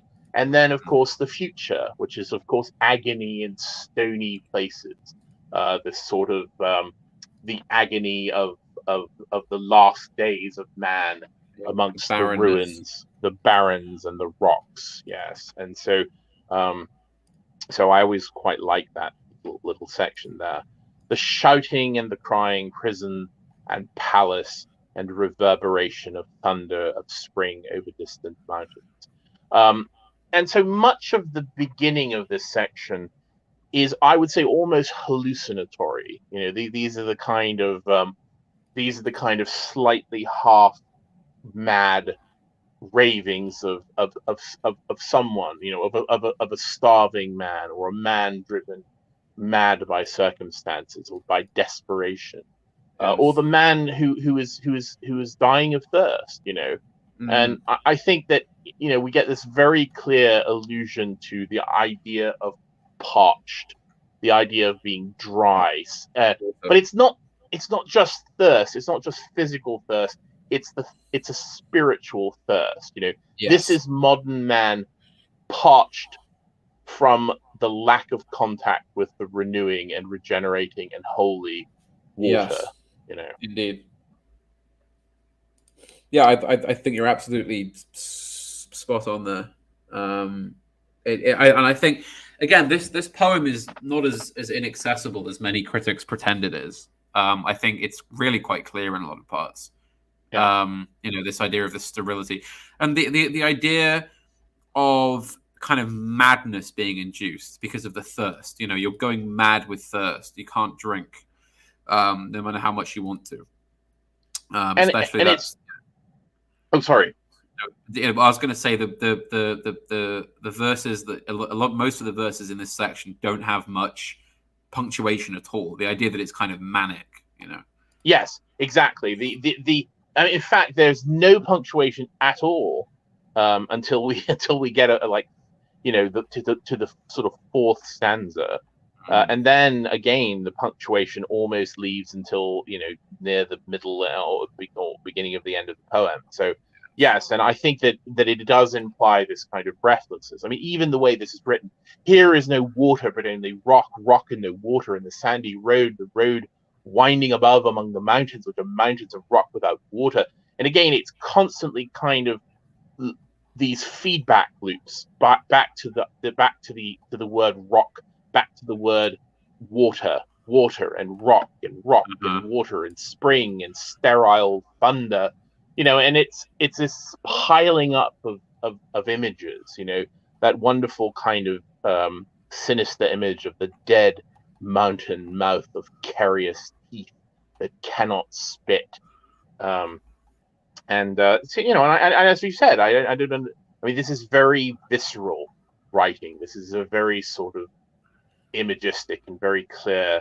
There's nothing esoteric about this moment in the poem. No, we are dying of drought, basically. Yeah. Yes. So how much more in depth should we go on this part here, or should we scroll down? I think we scroll down. So again, we get a no water. If there were water and no rock, if there were rock and also water, spring, a pool among the rock.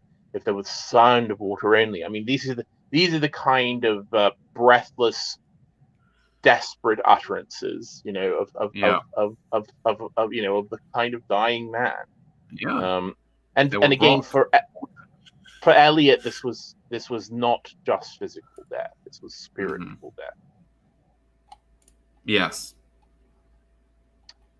Now I want to bring up my little bit. So I've always been troubled by this, where the hermit thrush sings in the pine tree. Oh yes, here we go. Drip, drop, drip, drop, drop, drop. Eliot debunked. Very debunking here, because so there's even a note. There's even a note amongst in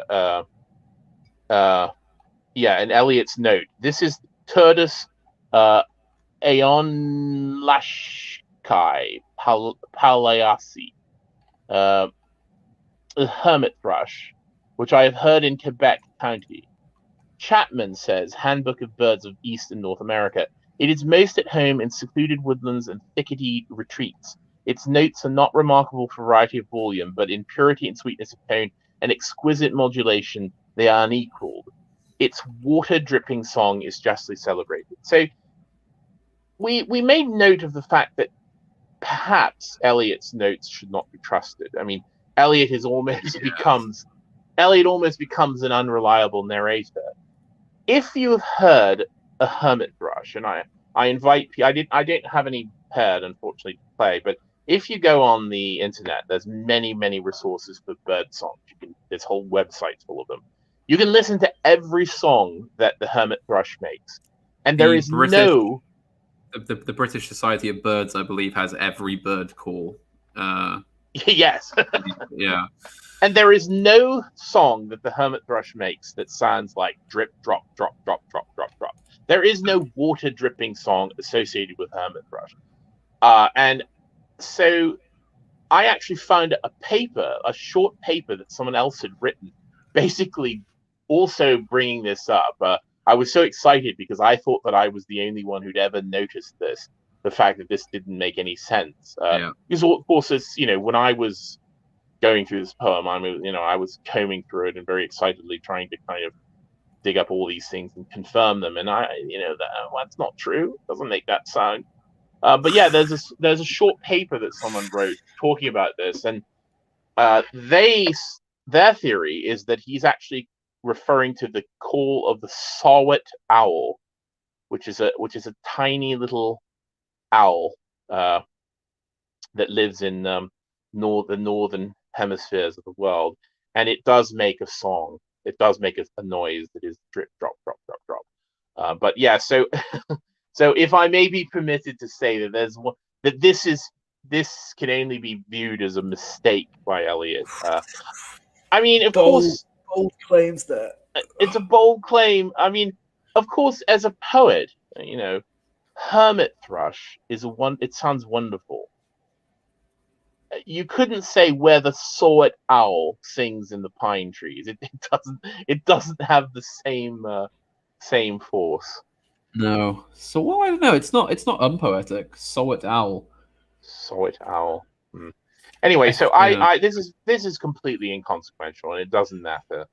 But I did, being the deepest lore, being a place of profound insignificance and autism, I did think it was necessary to mention the fact that the hermit thrush. Actually, the hermit thrush did not go drip. Actually, yeah.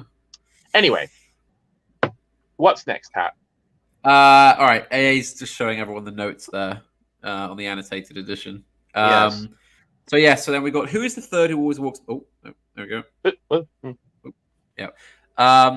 Yeah. So well, I mean, I'm gonna use this to reinforce my claim about the idea of men and women morphing into one, and the idea that all forms are kind of you don't have the certainty of the form anymore, because you got this line here, a gilding wrapped in a brown mantle, hooded.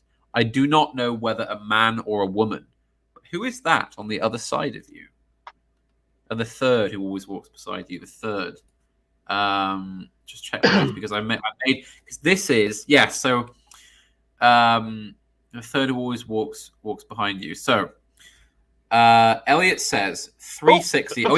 Before you say about Eliot's notes, I want to say that this is one example of where I hated Eliot's notes, because I always I love this little section. It's such a kind of almost chilling and foreboding and mysterious little section, and I was always quite captivated by it. You know, who is that on the other side of you? This idea of the shadow. You know, I'm thinking, of course, the man and his Jungian shadow, and you know, the shadow of history and such. And then you read Eliot's notes, and it's like, why would you ruin it? This is the most autistic, obscure reference in the whole poem, I think. Like, I can't imagine how anyone, like, probably for a long time after this poem was published, could actually get what the hell this was talking about. But according to Eliot's notes, so we've got note 360. The following lines were stimulated by the account of one of the Antarctic expeditions. I forget which, but I think one of Shackleton's. It was related that the party of explorers, at the extremity of their strength, had the constant delusion that there was one more member than could actually be counted. That's it, apparently. Yeah, so he takes this wonderfully mysterious, unsettling little image and just sort of makes it mundane. Although I will say that his note reminds me, and this little section reminds me. Do you remember, Hat, when we watched bits of Akira Kurosawa's Dream? Yes, I remember it very well. Do you remember the section about the Japanese mountaineers? Yes, that's right. Going up, yes. Yeah, when they were in the dark, and they were lost, and they were beginning to freeze. They weren't certain of anything. They were visited by a figure wrapped in a mantle. Yeah. Yes. Which is a very, very chilling. If you've never seen that film, I think it's flawed as a film, but some of the vignettes in that film are absolutely astounding. And notably that one. But yes, this figure, you know, and again, I was always trying to, you know, is it the Trinity, you know? No, it's according to the author of this edition with the notes, he says the passage also parallels the story of Christ's resurrection in Luke 24:13. In the story, two of Christ's disciples meet a stranger on the road as they are traveling to, I can't pronounce it. Is it Emmaus, I think. Yeah. Emmaus. The stranger is the resurrected Christ, but the disciples do not recognize him. As they continue, Christ chastises them for their lack of faith. The third figure in the Wasteland's rendition of the story is hooded, as are the chaotic hordes in the next passage. So the editor here thinks it's a reference to the Luke after the resurrection. Yeah, it's very, very interesting because, of course, I mean, you know, since it was recently Easter, I tweeted out one of my favorite pictures, which is Caravaggio's The Supper at Emmaus, and it is the moment. So that basically they don't recognize Christ. I mean, it's not that like he's like in costume. It's that they are spiritually, you know, it's the scales are over their eyes. They are looking at him, but they cannot see him because they cannot conceive. They cannot conceive that he was resurrected. And then the moment he blesses the meal that they have, basically the scales fall from their eyes, and they realize who it is. And immediately he disappears from them. You know, he's gone away. and they're struck with the fact that they were with him, and they did not see because they did not have the faith to conceive that he would return to them. So yeah, I think that's a good that's certainly a good interpretation of that as well. Yes. And so then we have that sound high in the air, murmur of maternal lamentation, and we get these hooded hordes, and this is truly quite horrific. This next bit. So this is a reference to an essay by Hermann Hesse, which we actually got our young German friend arrive, who will be referenced endlessly but never appear, I think, on this channel. We got him to read the original German that Eliot notes, and the translation is from the essay A Glimpse into Chaos, and he says, already half of Europe, already at last the eastern half of Europe, is on the way to chaos, driving drunk on holy delusion along the edge of an abyss and singing to it, drunk songs and hymnals like Dmitri Karamazov sang. Over these songs, the commoner laughs scornfully. The saint and seer listens with tears on her cheeks. So, basically, this is talking about the decline of the world after the First World War, especially in the East with the rise of communism. And there was a reference to Karamazov, who is one of the brothers Karamazov from Dostoevsky, who are, they sort of foolish men or in some way flawed, variously. And of course, so you got this imagery, if we could just scroll down a bit, we've got, the sound high in air, and then you've got the, go up a bit. There we go. Ringed by the flat horizon. So cracks and reforms and bursts in the violet air, and another reference to the violet air. Falling towers, Jerusalem, Athens, Alexandria, Vienna, London, unreal. So this kind of mystical, quite psychedelic vision of hordes swarming, stumbling over the plains in cracked earth, cracked implying that it's dry and barren of water. There's only the horizon. There's nothing between them and the horizon, and then it's all just collapsing in on itself. Just pure kind of apocalypticism now. Any thoughts on this bit, Mr. D? No, I would certainly agree with that interpretation. Yeah, it's quite miserable. I mean, this is also kind of calls back to in the first part of the poem, we actually get during the section about Madame Sosostris doing the reading, we get the faceless crowds and a hooded figure as well. She cannot see what he carries on his back and all of this. So this is again a kind of callback to that and to the to the various prophets that we've met in the in the course of the poem. This line, well, we get violet air, which again a sort of evocation of the violet hour that I talked about before, and the collapsing towers. And this line, Jerusalem, Athens, Alexandria, Vienna, London, unreal, is I can't remember where I read it, but may have been inspired by a dream that Bertrand Russell had and told to Eliot, where he had sort of seen this vision of the cities of the world sort of evaporating into that they basically cease to exist. Yes, just purely kind of apocalyptic, as I say. So then we have a woman drew her long black hair out tight and fiddled whisper music on those strings. This section. Oh, this is your favorite bit. Yeah. Another favorite bit of mine. I mean, this is just it's a horrifying. I mean, think about it. Just again, think about the string of images here.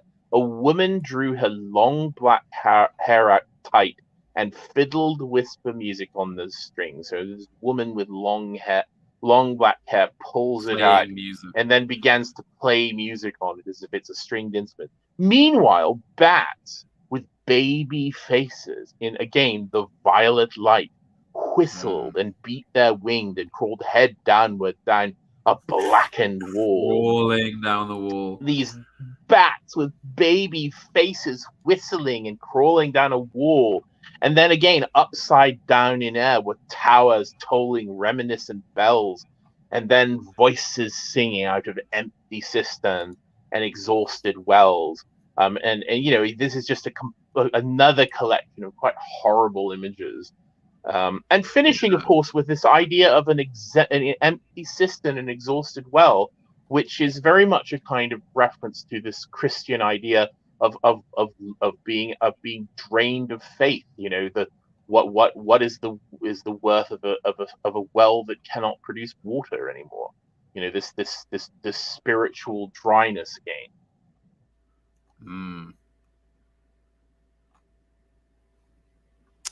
Yes, indeed. I mean, it's just it is quite a horrific section. And then we kind of go back to empty cisterns, exhausted wells. Again, just no water. Everything's dry. Everything's dying. Decayed hole among the mountains. Yes, and so we get this. Yes, this image of the abandoned church. Of the church as an empty ruin. Only the wind's home, the swinging door, the dry bones can harm no one. And I think this is, of course, a quite a powerful, image. Certainly for Eliot, and would become even more so after his conversion. Was this idea that even the kind of faith that had sustained the West was being abandoned and left to the wind. But what comes? I mean, what comes when we're given this image of even the church being a ruin? Abandoned and empty. A cock, a bird, stood on the roof tree, singing its song, a flash of lightning, a damp gust, and rain. The water comes. And so, even after all this bleak prophecy, there is the deluge. The rain will come. The water will come. I have this, image of the Ents breaking the dam and flooding the fires of Isengard with the purifying water. And again, the water comes. So we're given this very bleak prophecy, but we're also reminded that in the end, there is renewal possible and promised. Remember, as we talked about last week, this is not really a nihilistic poem as such. It has an apocalyptic vision, but there's always the idea of renewal. This is a kind of cyclical idea that everything will grow again. But the idea that it's a season. It is the spring, the barren spring, and eventually there will come a spring where things rejuvenate. I believe anyway. That's quite up to interpretation, but yes. Bringing rain. So then we got Ganga was sunken, which is of course a term for the Ganges. Ganga is an old term for the Ganges. Yeah. And also in a couple of lines later we get Himavant, which is an old term, which is a term for the peak of the Himalayas. So and the jungle crouched, humped in silence, and then spake the thunder. So we had this idea of the flash of lightning, and we had he evoked this image of sterile thunder. So of course we have this idea of thunder being the presaging rain. When you hear thunder, you know that the rain is going to come. But of course, Eliot had given us sterile thunder before. But then we get the thunder, the voice of the thunder. And this is, of course, refers to the title of this section, What the Thunder Said. And this is from the Upanishads. Mm-hmm. So we had we had the sort of evocation of the fire sermon with Buddhism, and now we get the sort of Hindu tradition. And let me pull up the specific one. So the Upanishads, if people aren't aware, are the sort of Vedic texts. These the sort of foundational texts that are the. Sorry, I'm again trying to search through notes. That are the foundations of Hinduism. And I certainly can't do them justice because it's not a sort of speciality of mine. The specific one of the Upanishads that Eliot refers to is the fifth Adhyaya, first Brahmana, and I actually have this part is called by another name, but there is no way I'm going to try to pronounce it. But basically, so I just to read what this particular Upanishad says. It's detailing a scene where Pragapati, which is the creator, has gathered together gods, the devas, men, and asuras, who are kind of the demons. The threefold descendants of Pragapati, gods, men, and asuras, dwelt as Brahmacharan students with their father Pragapati. Having finished their studentship, the gods said, "Tell us something, sir." He told them the syllable da. Then he said, "Do you understand?" They said, "We did understand. You told us damyata, be subdued." "Yes," he said, "you have understood." Then the men said to him, "Tell us something, sir." He told them the syllable da. Then he said, "Did you understand?" They said, "We did understand. You told us datta, to give." "Yes," he said, "you have understood." Then the Asuras said to him, "Tell us something, sir." He told them the same syllable da. Then he said, "Did you understand?" They said, "We did understand. You told us dayadvam, be merciful." "Yes," he said, "you have understood." The divine voice of thunder repeats the same da, da, da. That is, be subdued, give, be merciful. Therefore, let that triad be taught, subduing, giving, and mercy. And I think it's quite notable. Again, we get this evocation of a trinity, of a triad. Yes. In this case, of course, it's the devas, men, and the demons. And the evil spirits. The Father, the Son, the Holy Spirit. And this is quite interesting, of course, because each of these groups, which has a different role in the universe, in creation, yes. Gods and men and demons, and each of them are told the same syllable. He says da to each of them, and each of them hears that as a different concept. And so, yes. Eliot, very deliberately evokes this whole exchange in most of the rest of the poem. Da, da, da. We get the three syllables again. Datta, dayadvam, and damyata. And again, which is to be subdued, to hold back, and that is the province of the gods. To give, and which is the province of men. To be charitable, and then to be merciful is the province of the evil spirits. Yes. So it's a bit long-winded, but just to explain again what this da, datta, dayadvam, damyata, and again Eliot is using yet another tradition to kind of circle around and talk about his idea of of in what form renewal will come. And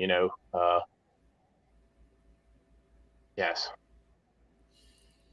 Yes, I mean, it's it's a kind of I mean, how do you feel about the kind of stylistic choice to introduce kind of Eastern mythology and kind of philosophy into the poem in such a kind of blunt way? Kind of putting it bare, I suppose.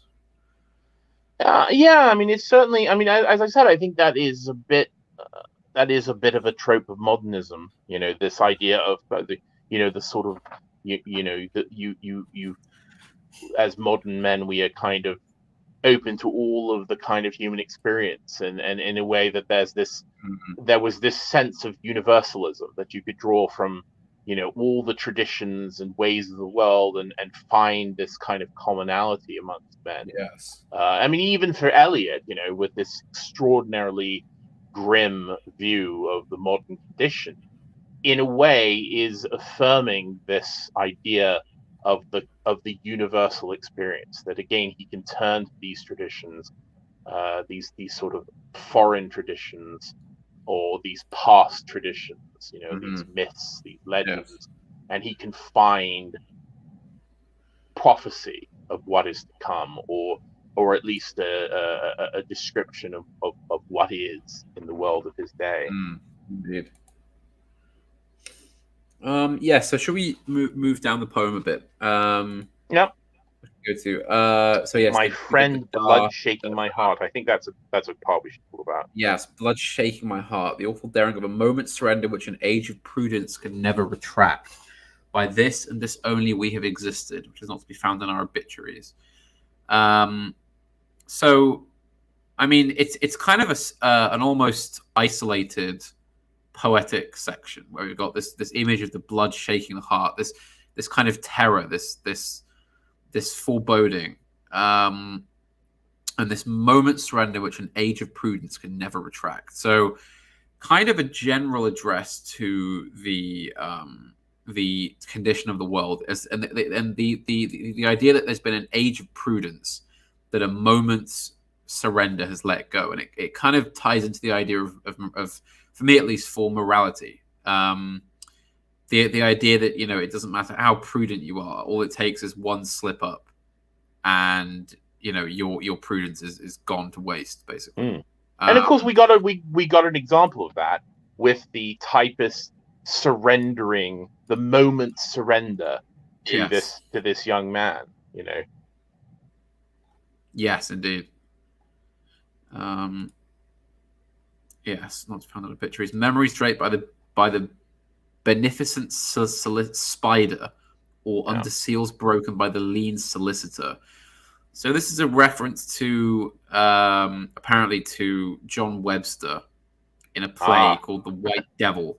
The White Devil again. It says, they'll remarry ere the worm pierce your winding sheet, ere the spider make a thin curtain for your epitaphs. Is what this is apparently referencing, in our empty rooms. So basically, the idea is that not to be found in our obituaries. So the idea that these things being lost to time, these actions and these things that these people live by, being lost, and the kind of the seals broken by the lean solicitor. So the idea that nothing in what they'll leave behind will record it. Then of course the empty rooms, because things are barren, and then we return to the.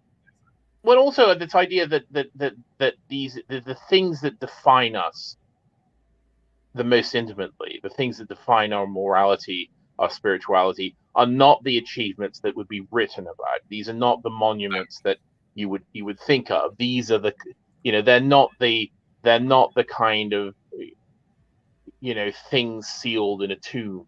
These are not the treasures of Tutankhamun that are found under the broken seal. That these are the awful moment of the awful daring of a moment's surrender. These are these sort of things known only to us, and taken by us to the grave, and God alone. Indeed.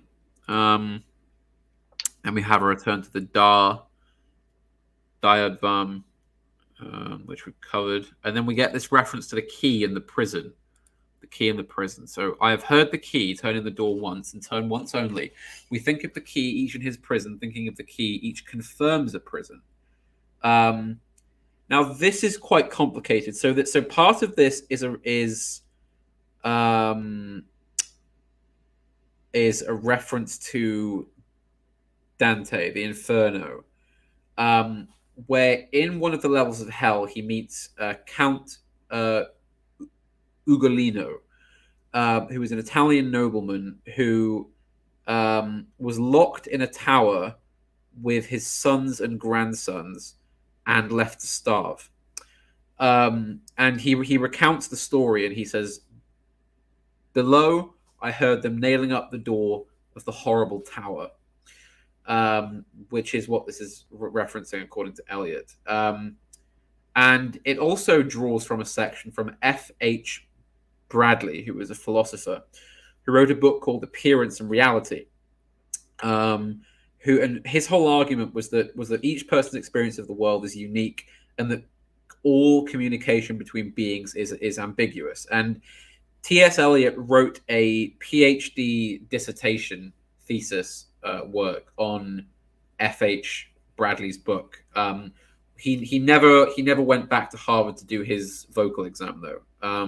So he never actually got it, but he did write and submit the dissertation.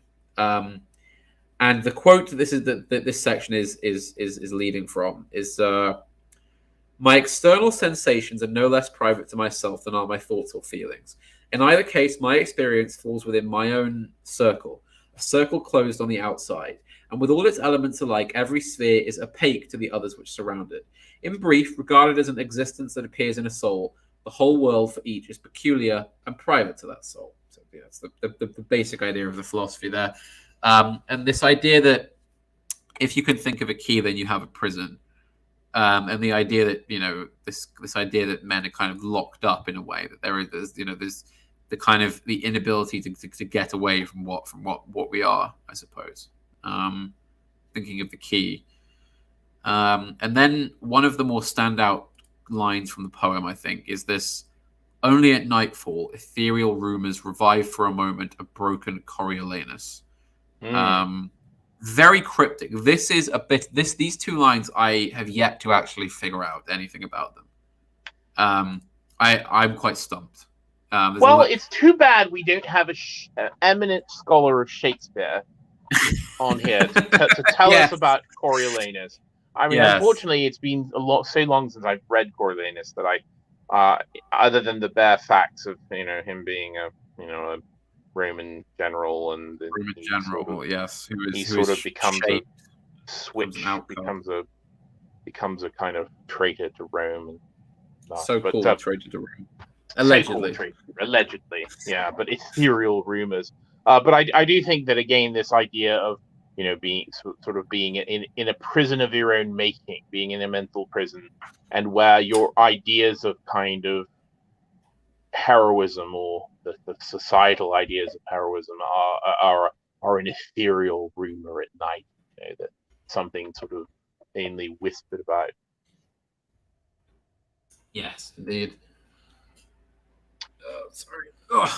And then we get again this sort of return. There's the gaily to the boat responded gaily to the hand expert with sail and oar. The sea was calm. Your heart would have responded gaily when invited, beating obedient, controlling hands. And this, for me, very much calls up that bit in the Death by Water. This idea of turning the wheel and controlling the ship. And this is a very different image of the heart. We have my friend blood shaking my heart, and then we have the heart responding gaily when invited. Yes, and there's a kind of, I suppose, to me, this speaks of kind of late Victorian bourgeoisism, because there's this kind of idea that you're rather than being a kind of Odyssean adventurer who could die and face all sorts of horrors on the journey, This is a kind of gay trip to on a calm sea, on a weekend afternoon, perhaps. The heart would have responded gaily when invited, beating obedient to controlling hands. The idea that you're controlled, you're not. This is just an experience that basically has no independence of you. Heart would have responded to this. That's just a very personal interpretation, I suppose, but it's just also I think there's also kind of a spiritual explanation here. Of course, the idea of the captain, and the boat responding to the hand of the expert, the heart responding to the controlling hand of the expert, and of course, whether that be a lover, or whether that be sort of God or Christ, the heart of a man ready, to be controlled, to be steered, like a lamb needing a shepherd. Yes, quite sad, really. Yeah. Just this kind of everything is just reduced down to its kind of domestic way. Yeah, and of course sad, because that's sort of the last kind of the last human voice of the poem, I would say. Yeah. Because then we of course get, I sat upon the shore, fishing with the arid plain behind me. Shall I at least set Fisher my King lands again. in order? The Fisher King again, coming to us in the end. And then the final stanza of the poem is this extraordinary rapid fire chunks of other things. So of course we get the famous nursery rhyme, London Bridge is falling down, which of course again is this sort of a child song of about decay and ruination of a civilization. Yes. And then we get, right after the this sort of not a nursery rhyme, but a sort of child's play song, we get this image from the Divine Comedy, qua soccorsa nel fuoco che li affina, which is from the Purgatorio, and it means, now I petition you by that kind power, escorting you to the summit of the staircase at the appropriate time, recall my pain. Then he hid himself in the refining fire. Yes, the refining fire. Yes. Burning, burning, burning, burning. Yes. And then we get we get this line, quando fiam uti celidon, oh swallow, swallow. Yes, so this is again from Philomela, according to Eliot, and though it's from a poem, it's a poem which we don't really know the author of, called Vigil of Venus, and the quoted line translates as, "When will I be as the swallow?" And it's the last reference in the poem to the myth of Philomela. And then we get Le Prince d'Aquitaine à la tour abolie. So this is a translation of a sonnet called El Desdichado, and it means simply the Prince of Aquitaine whose palace spire lies low in the dust. So, again, the idea of this great palace, the spire of the palace lying in the dust.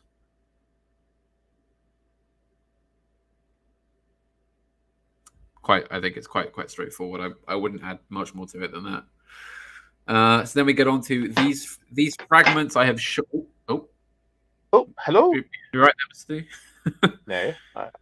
Yeah, it's a little teacup emergency.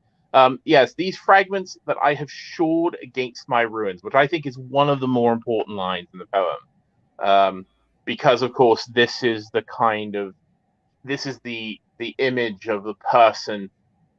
So we had very early in the poem, you know, only a heap of broken images, and this is literally a person taking that heap of broken images and trying to shore up the collapsing ruins of his civilization, of his spirit, of his soul with these bits and pieces. And I think this is very much this is very understandable to people today. You know, I mean, I think of of a man desperately, you know, sort of reading Batman and quoting the Eurythmics and, you know, talking about Andrew Marvell, Yeah. and, you know, and You know, wrestling all of these desperate fragments, trying to shore up the broken foundation.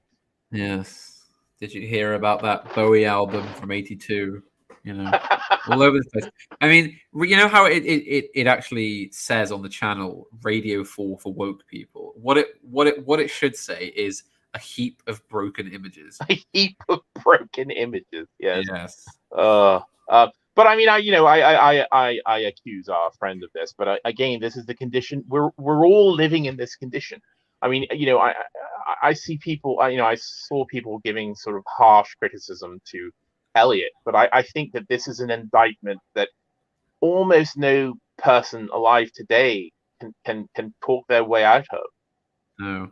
You is, can't right. even drive. There he is. I don't pretend to know. I don't pretend to know. Oh, he's just a child at AA. So yes, that line I think is quite important. And then we have why then I'll fit you Hieronymus mad again, which is again this very mental reference to another one of the wonderful Jacobean revenge plays called the Spanish Tragedy, which is particularly nasty. I mean, it's they all are horrible. They all are. I mean, it's no Duchess of Malfi, but it's pretty horrible. I mean, wouldn't it be incredible again if there was some sort of scholar who had studied these plays in depth, who could be here and give us extra info on that? But anyway, so Hieronymo, the character, his son Horatio, is murdered by a rival. Yeah. And the murder sends Hieronymo mad, and he tries to get revenge, but he's nuts basically. So he is all over the place. And so that line, "I'll fit you." Yes, I'll oblige you. Yes. And as the Eliot's note says, I mean, well, Eliot's note's referring to the Spanish tragedy, but as the context says, I mean, there's this great tradition of the kind of mad figure in literature, often driven mad and then sort of redeemed. I'm thinking of sort of Orlando Furioso, yes, you know, and things like that. But yes, and then we get the reiteration of the meaning of the syllables, dacta, diadvam, damyata, you know, to be merciful, to give and to control. And then the final lines of the poem, shanti, shanti, shanti, which is a traditional end. Many of the Upanishads end with this evocation, and it's very much akin to sort of you know, saying amen. Yes. I believe Eliot attempts to define it. It's one of those words that I don't think is particularly translatable. No. Yes, Eliot says, Shanti, repeated as here, a formal ending to an Upanishad. The peace which passeth understanding is a feeble translation of the content of the word. Mm-hmm. I mean, kind of.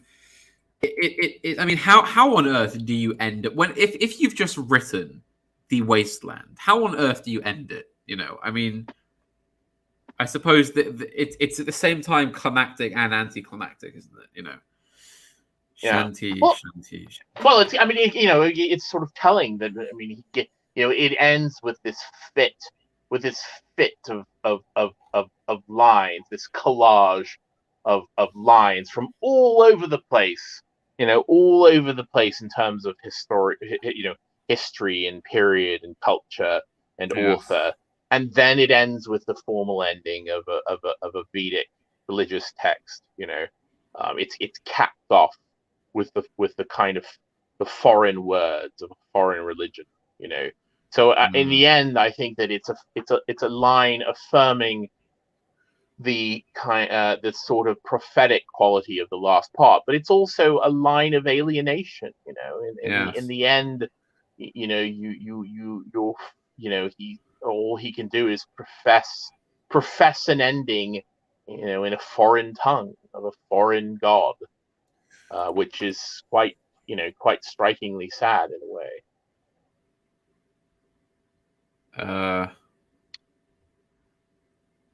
Asante Habari, which is well, I know that's Swahili.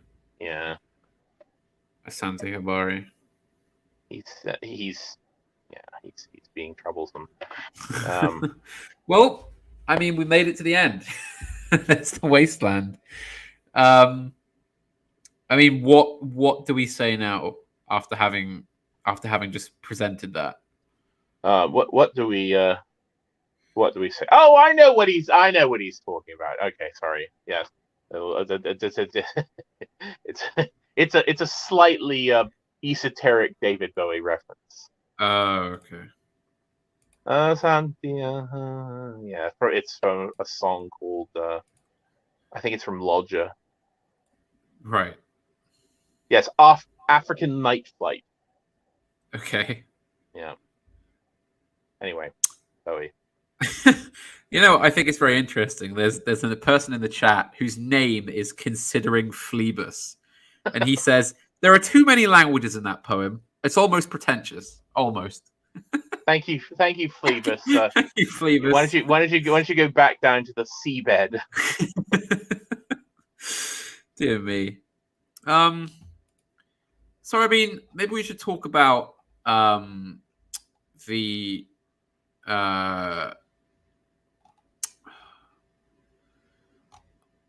I mean, I'm finding it genuinely difficult to pull myself together now. I mean, sorry, I'm distracted by Academic Agent's evocation of African Night Flight because I'm just looking at the lyrics again. And African nighttime, one-time Mormon, more men fall in hullabaloo men. I slide to the nearest bar, undermine chairman. I went too far, bent on a windfall, rent a Sony. It's difficult to read it in the cadence that Bowie does, but yes, this line, his burning eye will see me through. One of these days, got to get a word through. One of these days, Asante Habari.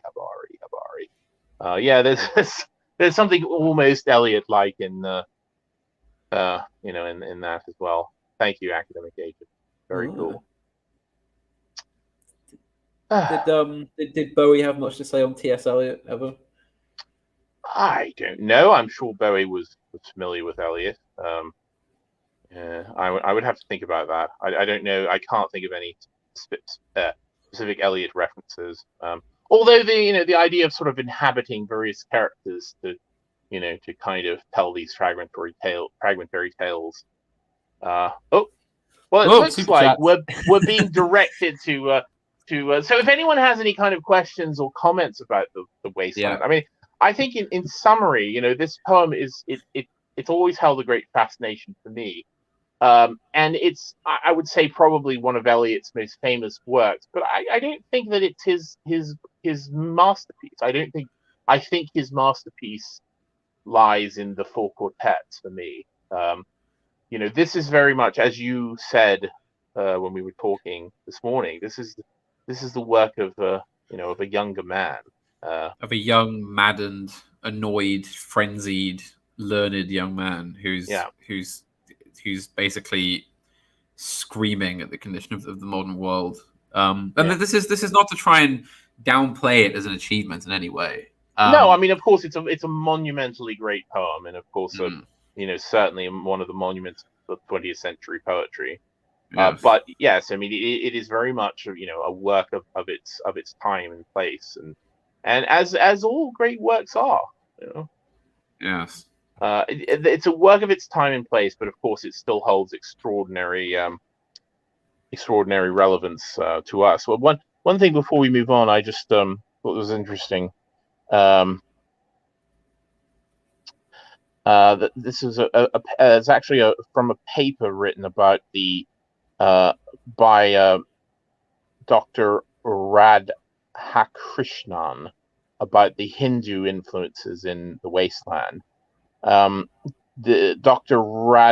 Radhakrishnan records how T.S. Eliot, when asked about the future of our civilization, said, "Internecine fighting, people killing one another in the streets. Civilization to him appeared a crumbling edifice destined to perish in the flames of war." And it's very hard to look around and disagree with that assessment, from over 100 years ago. I mean, I only wish it did crumble in war. Well, again, I think so many people do long for the purifying fire, long for the après-moi le déluge. Deluge, yes. All right, so shall we do the super chats? The super chat. Do you want to? I take great pleasure in this. So okay, we begin with James Carter for £2. Says £2 for Mr. D. He looks good as l'incroyable Hulk. I was gonna ask you about your avatar for today. Was there any particular reason you chose it? And I agree with him. It does look quite Hulk-like with the purple and the green. No, just okay. pick one. Pick one. We have RCW for £5 said, "This is a drink for your friends, AA." So does he mean us or AA's IRL friends? I don't know. I didn't think AA had any. Does he have any? Anyway, we're only joking. James Carter, £2 for Marvel. Thank you. I'm very keen on the Marvel stream. That it's gonna get there in the end. It's gonna become the highest earning stream. So we have Machiavellius Sucks to Go for $4.99 USD. Says you should see Ringo live on I Saw Her Standing There. You should see Ringo live on I Saw Her Standing There. Okay. Is that a song by Of Ringo? course it's a song. It's the bloody Beatles. I don't know anything about this boomer culture. Anyway. Could we scroll down, call please? yourself a man of letters. Yeah. And I saw her standing there. Yeah. Okay. Is he scrolling up? Is that all? Do we have more? Is that it? Is that all we get? But there's more. There's more super chats. I saw them. There's lots more. Yeah, I saw them as well. Come on. Put them back. Where are they? We need to do the super chat. There's at least one in entropy from years. Yes. Maybe that's what he's doing. Maybe he's checking the entropy. No. Is he? Oh. No. Yeah, okay. Years the Eunuch for USD $3 says John D is why men of taste follow this channel. Panama Hat is all right too. Yay! There you go. I'll take that. That's fine. I agree. That's fine. I I'll agree. go with that. Right. What else do we have here? These antics are a delight. Yeah. I saw another from Machiavelli Sucks to Go. Yes. I saw the word Russia. I don't know if we. Yeah, I don't know if it's a rank punditry. Rank punditry. Oh, Academic Agent says I saw. Oh, there we go. I saw her standing there. Was played at my first wedding. Don't marry the girl you fall in love with when you were 17. Dear me. Oh, dear, oh dear.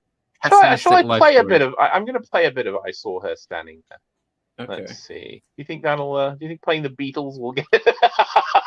I don't know. I'm No, not going to stop you. I'm not going to do it. I'm gonna do it. Ah. There's a lot of great information and history in this book, and even a mystery trick that you can learn at the end. So take it from me, Kenneth Michael Benbow Blake. This is a great book to read, so pick it up at your local library now. Well, thank you, Kenneth Michael Benbow Blake. Was that you as a child? No, it wasn't me as a child. Though my name is about as long as that. So, Lol. Anyway, well, super thank chats. you, Mystery Pickaninny. Probably shouldn't say that. Yes. So, well, it was wonderful. I think discussing the Wasteland. I hope people enjoyed it as much as we did. I mean, we've certainly had long conversations about this poem and other Eliot poems in private. So yes, I'd like to do the rest of the super chats, but if not, I just want to bring up something sort of humorous to end this on. Oh, I thought we did. Oh, I thought that was all of them. No, there were more. Oh, there we go. The Academic Agent channel does not endorse the language or comments of Mr. D. We condemn all racism. Well, there you go. Okay. So are we gonna get to the super chats or? I mean, if not, I have something I want to talk about quickly. Quickly, I hope. Well, yes, because just a humorous thing to end on. H.P. Lovecraft, who I'm sure many in the chat will know. He It's not about his cat, is it? No, it's not about his cat. He took rather a dislike to the Wasteland. And he wrote a parody of the Wasteland called The Waste Paper. It's I just wanted to end on the last few lines from it. It is genuinely quite funny, even if I disagree with the will that comes from behind it. He says things like shanty house was the name of a novel by I forget whom, published serially in the All Story Weekly before it was weekly, and ends on shanty farewell shanty nobody home in the shanty. I don't know. I found it funny. Oh, dear. Owen Kapler for US $5 says, marry the girl you fell in love with when you were 17 if you are properly disposed and have a right understanding of the permanence of married life. Well, Owen Kapler, I'm afraid I missed that. I missed out on that girl when I was 17, but I suppose that's certainly good advice for some people, you know. Maybe not our beloved academic. No. So I feel very bad because people sent super chats and we haven't gone over them. That's very I mean, what are we going to do? AA? There's people have paid you, not us, money, and you're not letting us read their super chats. There are no more super chats. What about that one about Russia? I saw the word Russia. There was one. Was that from a different? That may be from a different stream. Oh, right. Okay. Yeah. It may list them all. Yeah. Well, I'm getting married young, so sucks to you, AA. There you go. All right, folks. Well, thank you very much for joining us for this this explication of the Wasteland. I certainly hope that we have another chance to do poetry either with me or with you, at least with you. Yeah, certainly.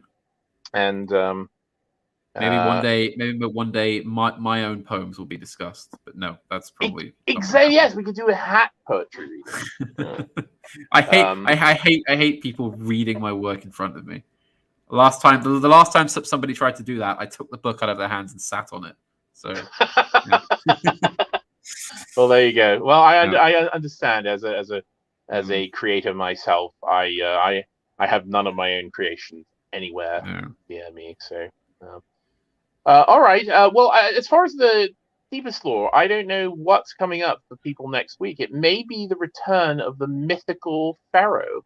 The prodigal pharaoh returns. I thought you were going to say Batman. Didn't AA have to like cancel the Batman month?